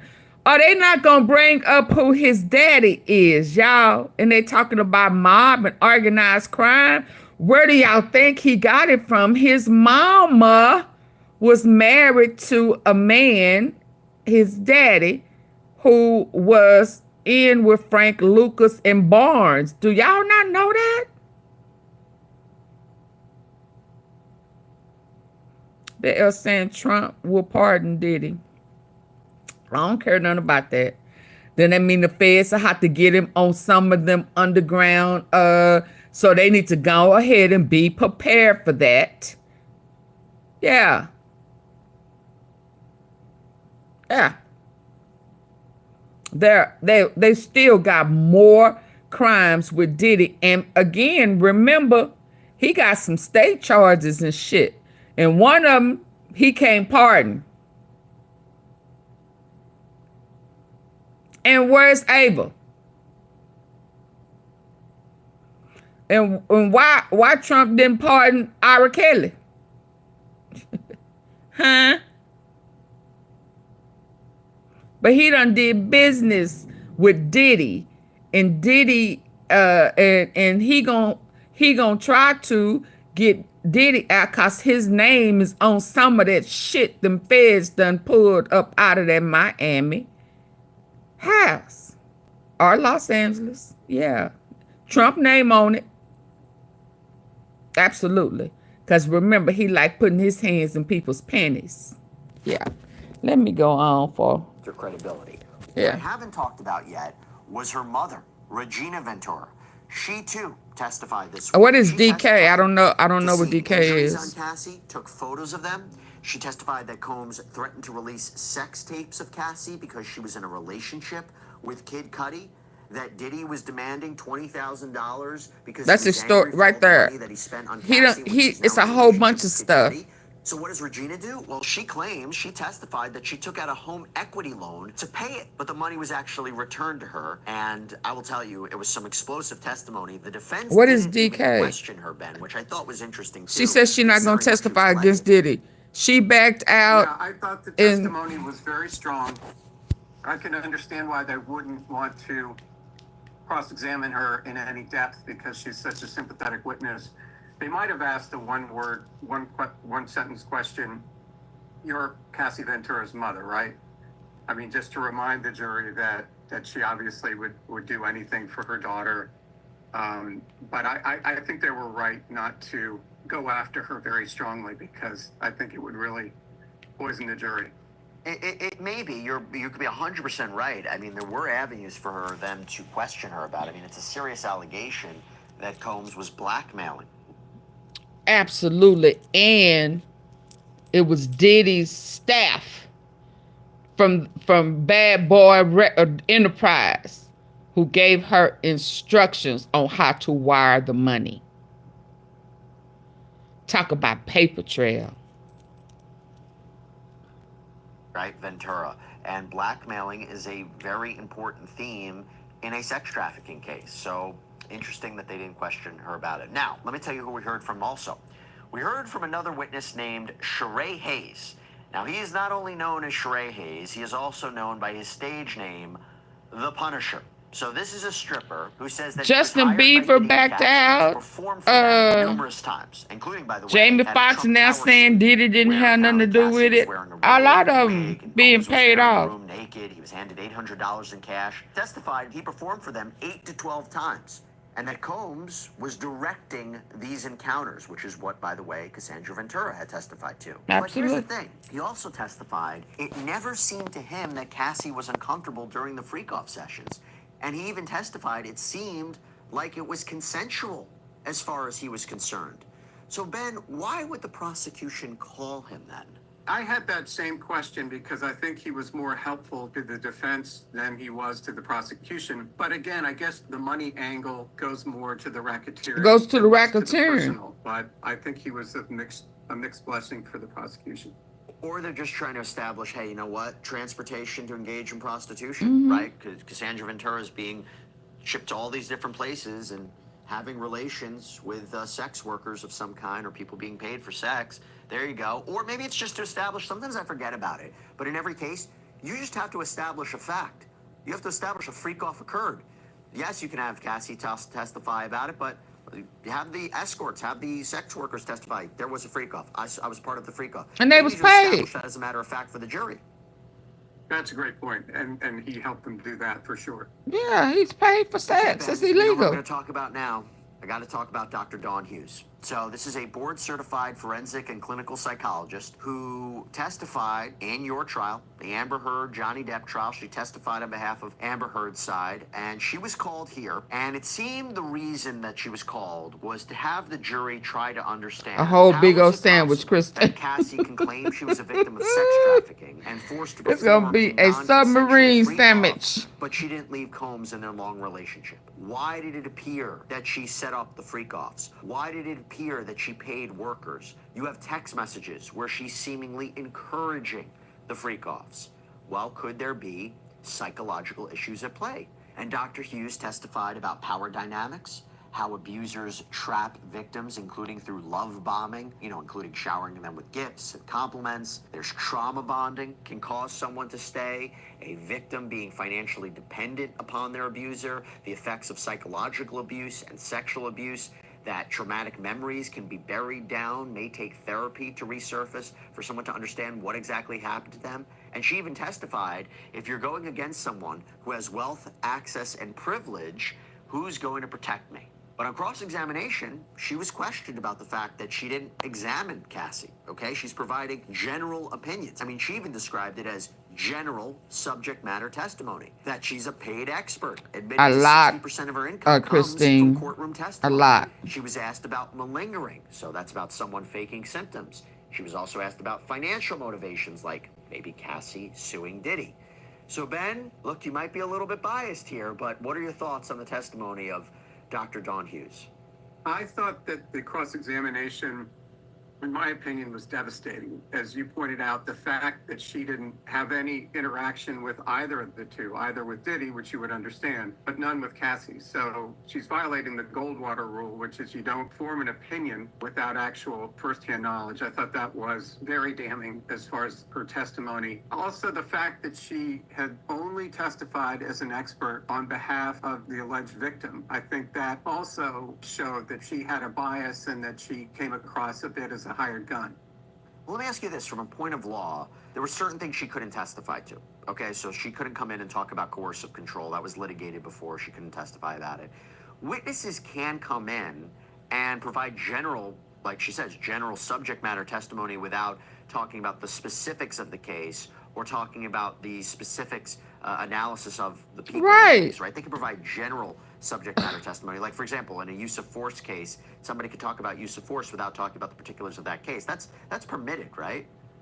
Sure, and I understand why they tried to do it. I just don't think in this case He it don't was like her. particularly effective. And I think more convincing was the fact witness who testified that Cassie was somewhat passive in nature. I think that's something that the prosecution can certainly argue, that she's not the type of personality who... Oh man, I hit the wrong button. Personality who... But in all fairness, I would believe the therapist more than I would believe her friend saying that she was more passive. That's her friend, or used to be. But you're talking about a clinical psychiatrist or whatever she is. I will believe her first. even if she's throwing out basics. But he has a bias, so who would push up against somebody as powerful as Diddy? You know, it's interesting. I had this conversation yesterday. I wonder, and this is what somebody was questioning me about, would the jury look at the fact that they're calling Dr. Hughes and saying, oh, she's a doctor, prosecution doesn't feel confident enough in its case for us to believe that Cassie was a victim. They need to call a doctor to explain why she did what she did. That shows a weakness in their case. Or no, people need to understand. We have to explain to this jury how someone in Cassie's position who described vile things happening to her, coming out, testifying against him now, I don't know if she necessarily has a financial motivation to go after him because she already settled her lawsuit. Why cooperate with the government? What is the reason that she's coming out now? Unless, of course, she really was a victim. It might not look like it in certain scenarios, but she was a victim. Why are we playing dumb? She's the victim one. But there's another reason. She's the victim one. But how I make up is to the baby. That is beat. That is pretty. Okay, so can we be realistic? She's the victim one, yes. But she's also a co-conspirator. So she has to come in and testify, right? Because she did work for him just like the assistants. Yeah, she he told her what to do. She did it. Just like the assistant told him to grab a gun. Come on, let's go get Suge. And he did it. Just like Capricorn, Clark. He forced her to come to Kid Cudi's. And she did. So they all, either they are, y'all remember last weekend, I said either they are cooperating witnesses, are they co-conspirators? So yes, she's a victim, one, and two, she's testifying because she is a co-conspirator. So she has immunity to tell the truth for immunity. Period. She a victim first, she a co-conspirator second, who turned and became a cooperating witness. Heart Chakra said, hit the like button. Makes sense, people? So that's why she talking. Because it ain't about money. She had already got paid. 2023, she got paid. So she had to put herself out there, tell the truth, tell on yourself. Yeah, I enjoyed it. Then I stopped. Then I realized that he was playing me. Da-da-da-da-da-da-da-da. So she's a victim first and a cooperating witness second. That's why she came on the witness stand. It was either that or be a part of his empire. Period. So you see what I'm saying? I wonder that balance for the jury. Do they say calling Dr. Hughes shows necessarily has a financial motivation to go after her because she already settled her lawsuit? Why cooperate with the government? What is the reason that she's coming out now? Unless, of course, she really was a victim. It might not look like it in certain scenarios, but she was a victim. Oh yeah, she's the victim. So you see what I'm saying? I wonder that balance for the jury. Do they say? Did you see JoJo? Did you see that black eye show? Yeah, it makes total sense because it has to. Oh hell yeah, she was a victim. Why she stayed? There has to be an explanation there. Yeah, I think that's right. I mean, I think she checks the box. So the prosecution in closing argument can say, you heard from Dr. Hughes that this is not atypical behavior in a victim. Absolutely. It seems counterintuitive, but it's actually the norm. So they've got that piece now for their closing argument. But of course, the defense has a piece as well to say, well, this is a hired gun. This is somebody who always works for the alleged victim. This is somebody who had no contact with either side. And then making your point, that they realized that their case was so weak they had to bring on this hired gun. So I think there's fodder for both sides for closing argument. I think this whole case is going to come down to closing arguments. I've said it before, I said it again. I think it's all how it's articulated, how the jury understands the jury instructions, the elements of these crimes, whether or not the burden was met. I think it all comes down to that. But Ben Chu, so good seeing you. Thank you so much for taking the time and breaking down the big moments from week 2. Thanks so much, Jesse. And that's all we have for you right now here on Okay, y'all. I'll see y'all As tomorrow. always, please subscribe on YouTube, Apple Pod. I will see y'all tomorrow, because whatever else I had lined up. Oh, I wanted to. You could have a million Whatever I had lined up, we can watch it tomorrow, because I do like him. Will he testify? I'm going to give you my prediction. Can we watch him tomorrow, y'all? We're going to watch him tomorrow. I wanted to watch... I haven't. I think we actually all underestimated just how sensationalized it would be. I mean, this man has a life personality. He's been on our TV screens for 30 years. But when we hear the details of his very public relationship with Cassie, we just feel like we're eavesdropping, like we're going into their bedroom with them. And some of the things that we've heard so far, Don, are so disturbing that I think it's what shocks all of us, that this man that we knew to be, like I said, larger than life. Oh, boy said, from all of this, allegedly Freddie said he got, you have your own independent Diddy got Wendy. An organization that you work for is what? He's Extra TV. So I'm a senior correspondent for Extra TV. Yeah, okay. So listen, so then why do you think it is so different? As I hear all of these explicit details coming out, I'm like, oh my gosh, Diddy, why didn't you take that agreement? Why didn't you take that agreement? To, take that, because he would not, I don't believe he would have spent 15 years. I think he would have spent a much shorter time. It would have been tough. I think it's tougher on his reputation now, all of these illicit details coming out and then them playing that video over and over and over again. Yeah. I think he should have taken the plea. That's in my opinion. I mean, so his defense attorney even said that his career is ruined, right? Because part of the government's claim is that he had control over Cassie's career, and that's part of the coercion that they're trying to show, and that he suppressed her career. But they're saying, and that he would also threaten to release these sex tapes to damage her reputation. But then his defense attorney was like, well, it was her lawsuit that showed the world what was going on behind closed doors and in their bedroom. And it was also her who destroyed essentially his reputation and his career. So they're admitting that there's no coming back from this. But I will say what they're saying is, yes, this man was violent. Yes, this man had mood swings. Yes, he had some sexual preferences that are not, conventional. But that's not what is at stake here. There's a racketeering charge. There's 1 count of racketeering, 2 counts of sex trafficking, and another count of transportation for the intent of prostitution.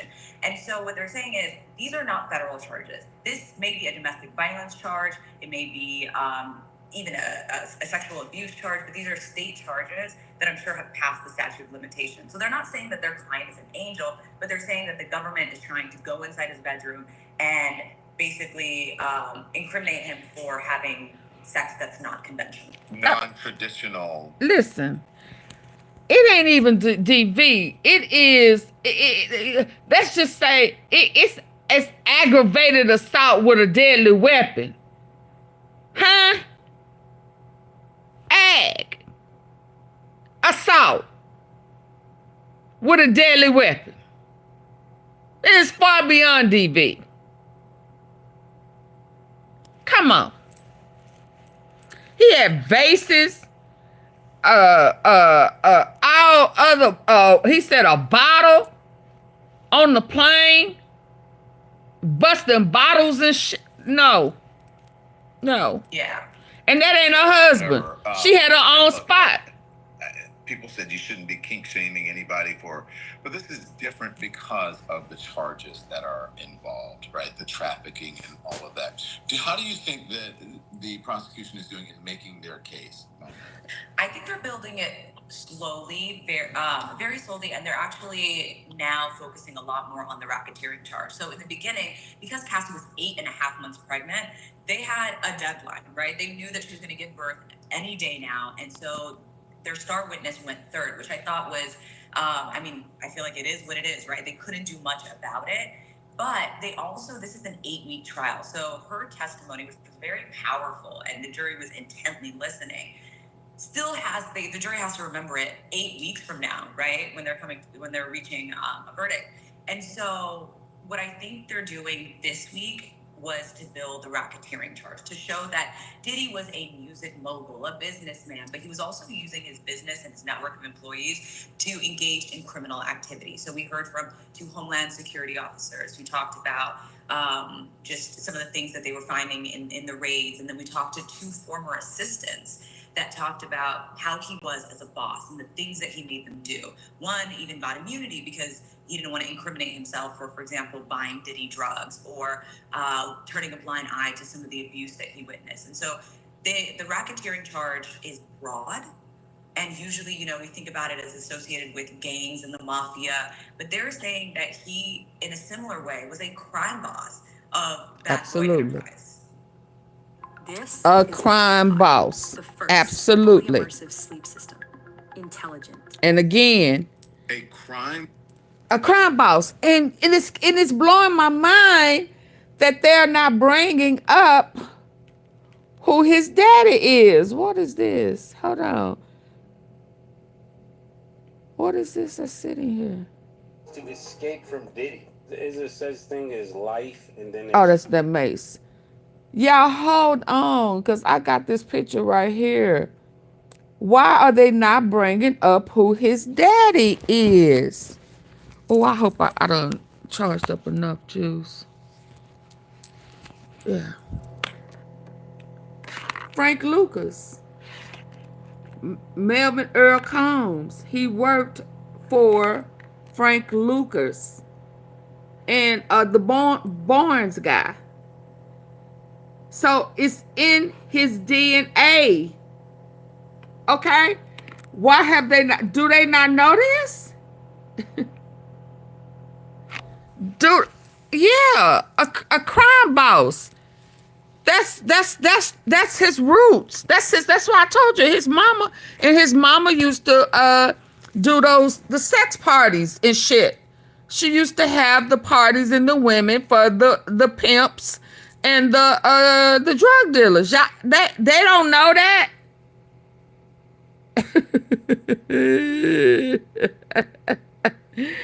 Yeah. Yes. They better do some research. Yeah.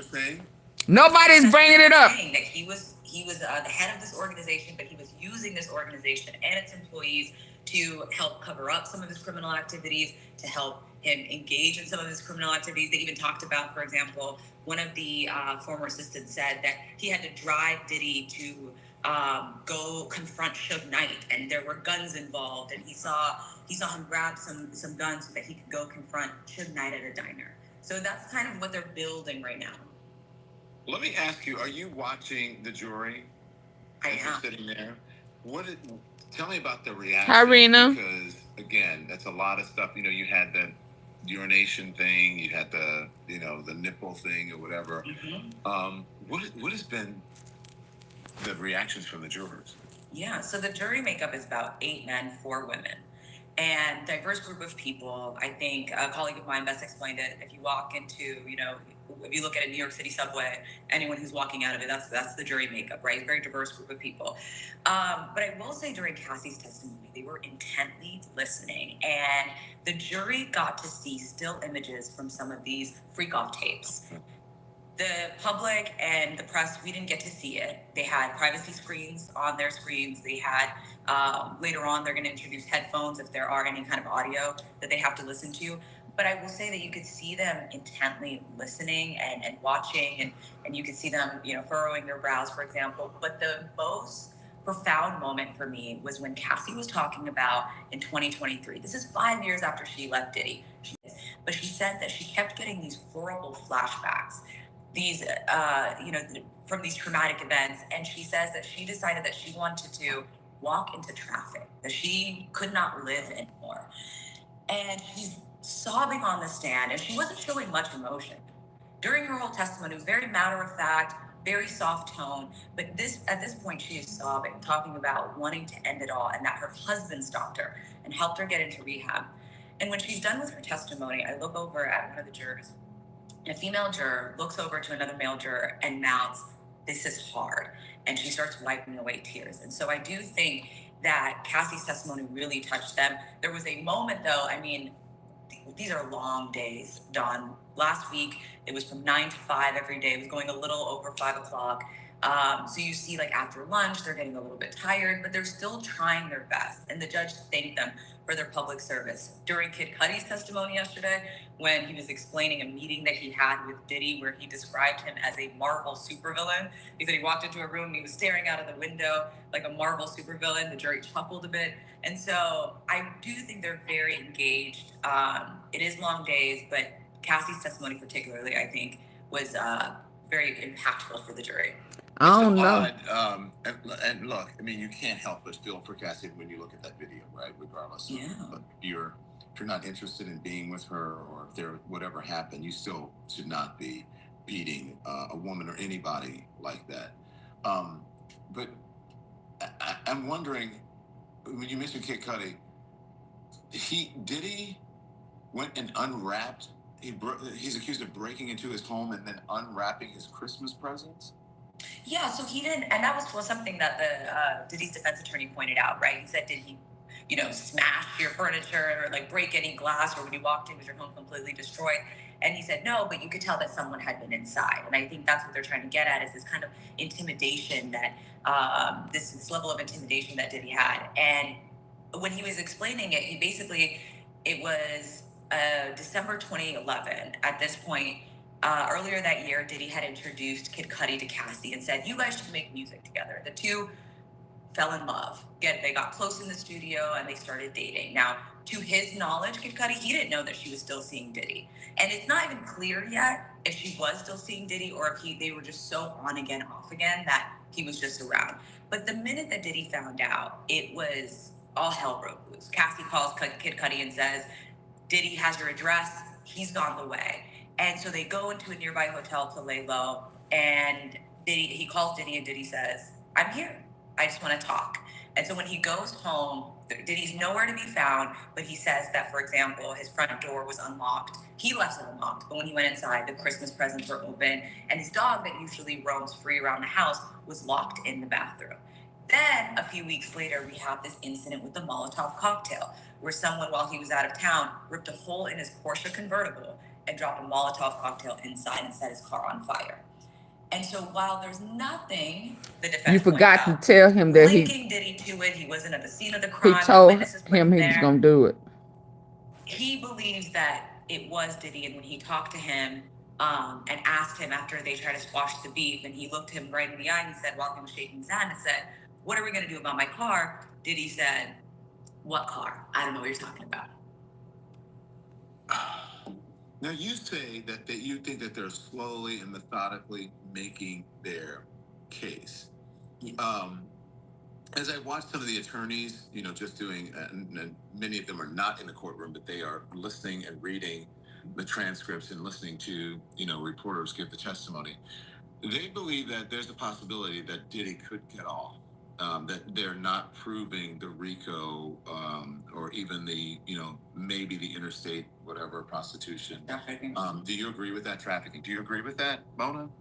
I will say it's still too early, right? It's 2 weeks. The prosecution still has another 5 weeks to build their case, and then the defense gets another week.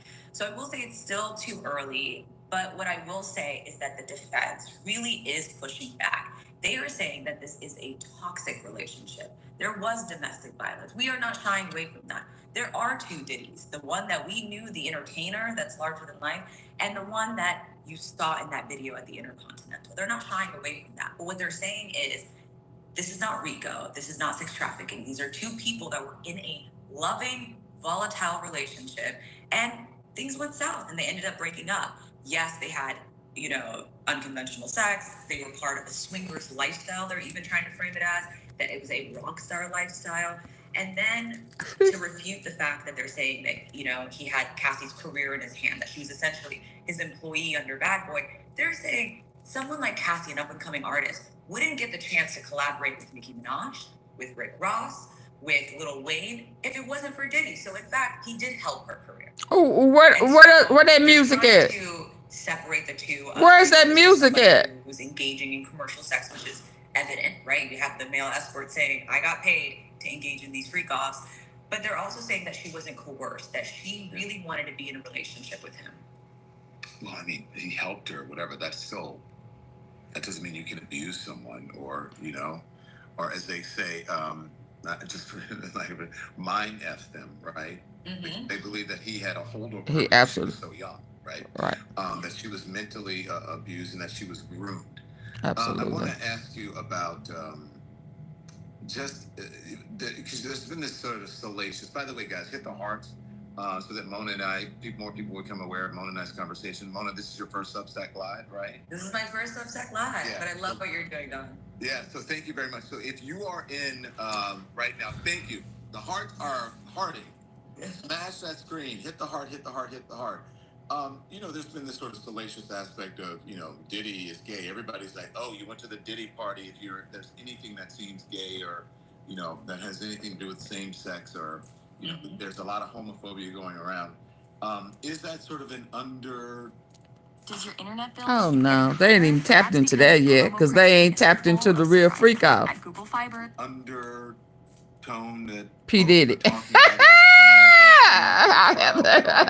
These male prostitutes. P. Diddy. Have any sort of interaction with them? They have not got off into that part of the freak off yet. No. It has come up, and Oh, I will really? say that there have long been rumors, right, about questioning Diddy's sexuality and what was happening after these white parties and whatnot. Now, The white parties. This testimony and through the trial, I will say that at least 2 of the male escorts testified that they did not have sexual relations with Diddy, that this was just voyeurism. He liked to watch these male escorts have sex with Cassie, and he wasn't involved in any way aside from just watching, directing, recording. And also what I'm realizing is that maybe these freak-offs aren't what we thought they were, right? We thought they were going to have celebrity guests and more people. They're not talking about that yet. Him, Cassie, a male escort, in a hotel on a Tuesday. And it wasn't right after maybe, you know, there were some that had happened like after a Grammy weekend or after a white party. It's interesting that they haven't tapped into the party. Certain A-list celebrities would be invited to. Now, more things may come out. Okay. But I would say, as I'm listening to the testimony, it very much seems like it was something he was doing with Cassie and later another girlfriend. And it was something that they were doing during the week that lasted 2, 3, sometimes she said up to 4 days where they were holed up in a hotel. Oh my gosh. One other thing that I think everyone wants to know about, and that is Diddy, because we don't see him. So we're wondering what Diddy looks like in that courtroom. The court sketches of gray hair, his hair's longer.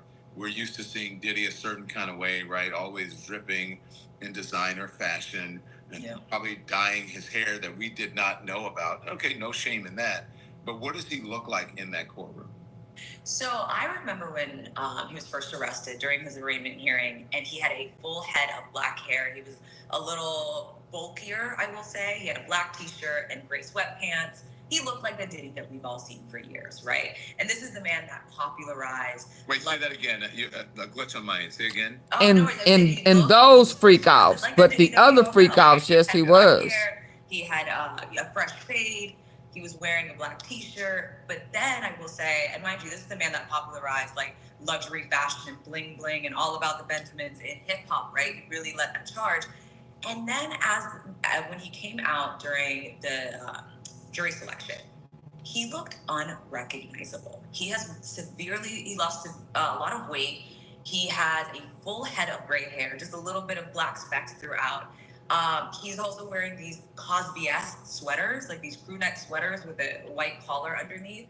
He's not allowed to wear a belt, so his pants are slipping off of him. So I feel like that adds to the fact that he looks so frail because his pants don't fit. He's only allowed to wear 5 shirts. So we see him rotating the same 5 shirts and 5 pants. Sometimes they're mismatched. He'll wear gray pants with a camel colored sweater, right?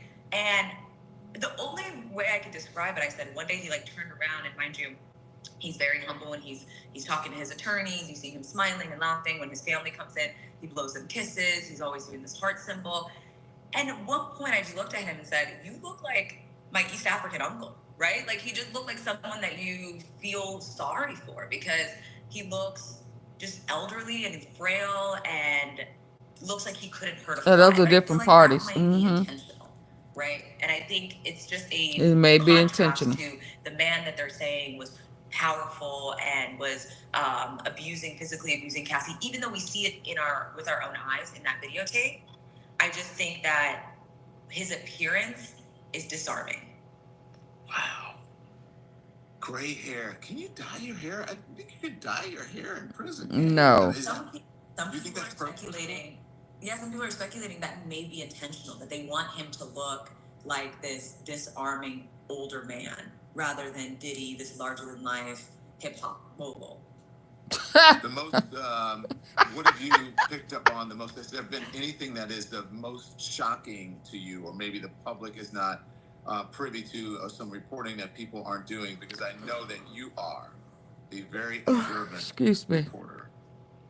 Thank you. I appreciate that. I think there's so much information, Dawn, that the reason I jumped on TikTok was because, you know how it is. With a 1 minute live hit, you can't get all of the details out.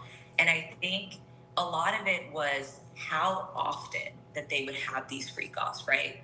Cassie said this was a full-time job for her. She felt like, she said, a sex worker. Yes. Yes, because what would happen is they would last 3-4 days. Then she would recover because there were so many drugs that were involved, so much physical exertion, right? And sores and shit in her mouth. 2-3 days recovering, and then they would do it all over again. So I think the frequency. Also, she described, like we read in the indictment what would happen, but when she described the smell of the freak-offs, that was really jarring because she talked about how much baby oil they would use. Once she said that he brought an inflatable pool into a hotel room so that he could fill it up with baby oil. Baby oil. Yeah, and then there was also candles and the candle wax. She said they would like glade candles everywhere. So you think, I don't know, immediately I was like, this is, a billionaire mogul lighting It is a seance. And just the fact that there was body odor and urine and period And the room is hot. She really, you could. Wait, what? Yeah. Yes. All of that in this room that they were holding for 3 to 4 days. And to underscore that, they had a hotel manager of a 5-star Beverly Hills hotel testify yesterday that they had an entire memo in Diddy's file saying, put this room out of order anytime this client checks out or this guest checks out, because we're going to have to do deep cleaning. At the Beverly Hills Hotel. At this 5-star Beverly Hills hotel. 4 days these things could go on. These things could go on for up to 4 days, yes. And so basically, was he bringing men in and out to be with them, or is it just this one sex worker, or was it multiple people? This is organized crime. And this is why I'm saying, from what I understand, it seems like they would hire one sex worker. And that's the thing. Cassie testified that it became then her job to not only set up these freak-offs, but it would be her job to find these male escorts. And so I was thinking that maybe it was a little bit more sophisticated or advanced, but she's saying she went on Craigslist, back page. She would go on an escort called Cowboys for Angel and find these men. Sometimes she would approach private dancers, like those male strippers that go to bachelorette And then parties, trick them. and tell them that, it's her birthday, she wants to do a bachelorette dance, and when they show up, they would realize it's only her and Diddy, and they would, proposition them and ask if they want to engage in this voyeurism act that he was into. And so that's what was really shocking was, Yeah, so that means they had to trick to be deceitful. They would end up using the same ones over. So then they had, for example, a man who they nicknamed the Punisher, who was in New York for them, or another one, Daniel Phillip, who testified, who said that he would just get a text message and he knew what it was. Do they sign NDAs? They haven't gone into that. There is one male escort that they confirmed that they used in court, who has spoken out before and said that he signed an NDA. So that's the only time that an NDA has come up, but they haven't discussed it. Jonathan. It's called Ooh, y'all. Bible. All 27 books of the New Testament were printed. But they haven't discussed it in court. Oh my Only assume. Gosh. And so it was, did Cassie say that he would be intimate in front of her with the other person? Like, was there, I don't want to get too graphic, but That's a good question, because there were times, and this might help the defense's case, for example, where she said, let's do a freak off with a woman, right? Let's switch it. And she said that maybe that happened a handful of times, but it was really ritualistic. Like, it was her engaging in these sex acts with these male escorts while Diddy stood by and watched, sometimes covering his face so that he didn't get identified. And I also, like, everything about it had a certain pattern, and that's what the prosecution was trying to prove. First, there would be the baby oil that they rub on each other. Then they would engage in the act while Diddy's directing. Do this, don't do this. He filmed it in a certain way.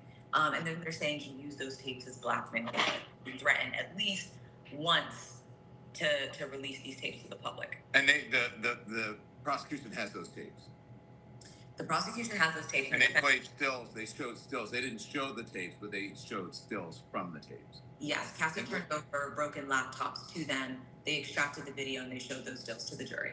What do the stills look like? We don't know. They didn't get to there. The judge is very strict on. They show it to the jury, but the folks in the courtroom don't get to see it. We don't get to see it. A bunch of outlets got together and they tried to prove the case that at least show it to a handful of members of the press so that we could at least see it and describe it to people. And the judge said no, and so they installed privacy screens.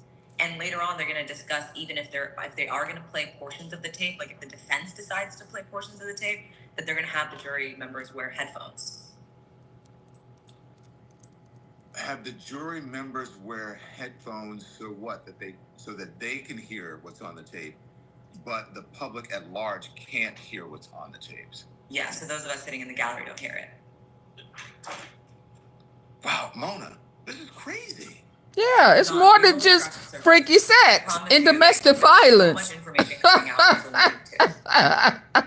Domestic violence would not last for 8 damn weeks.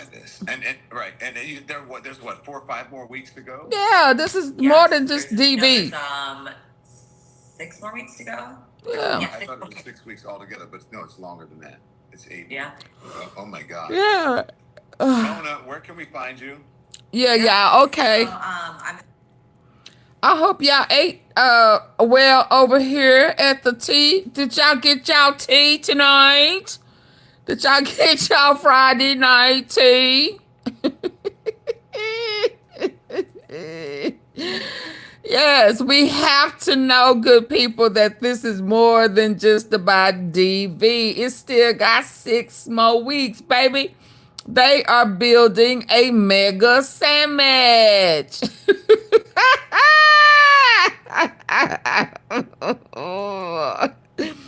They got a whole more meat to put on this sandwich. Lettuce, tomatoes, pickles, banana peppers, bell peppers, onions.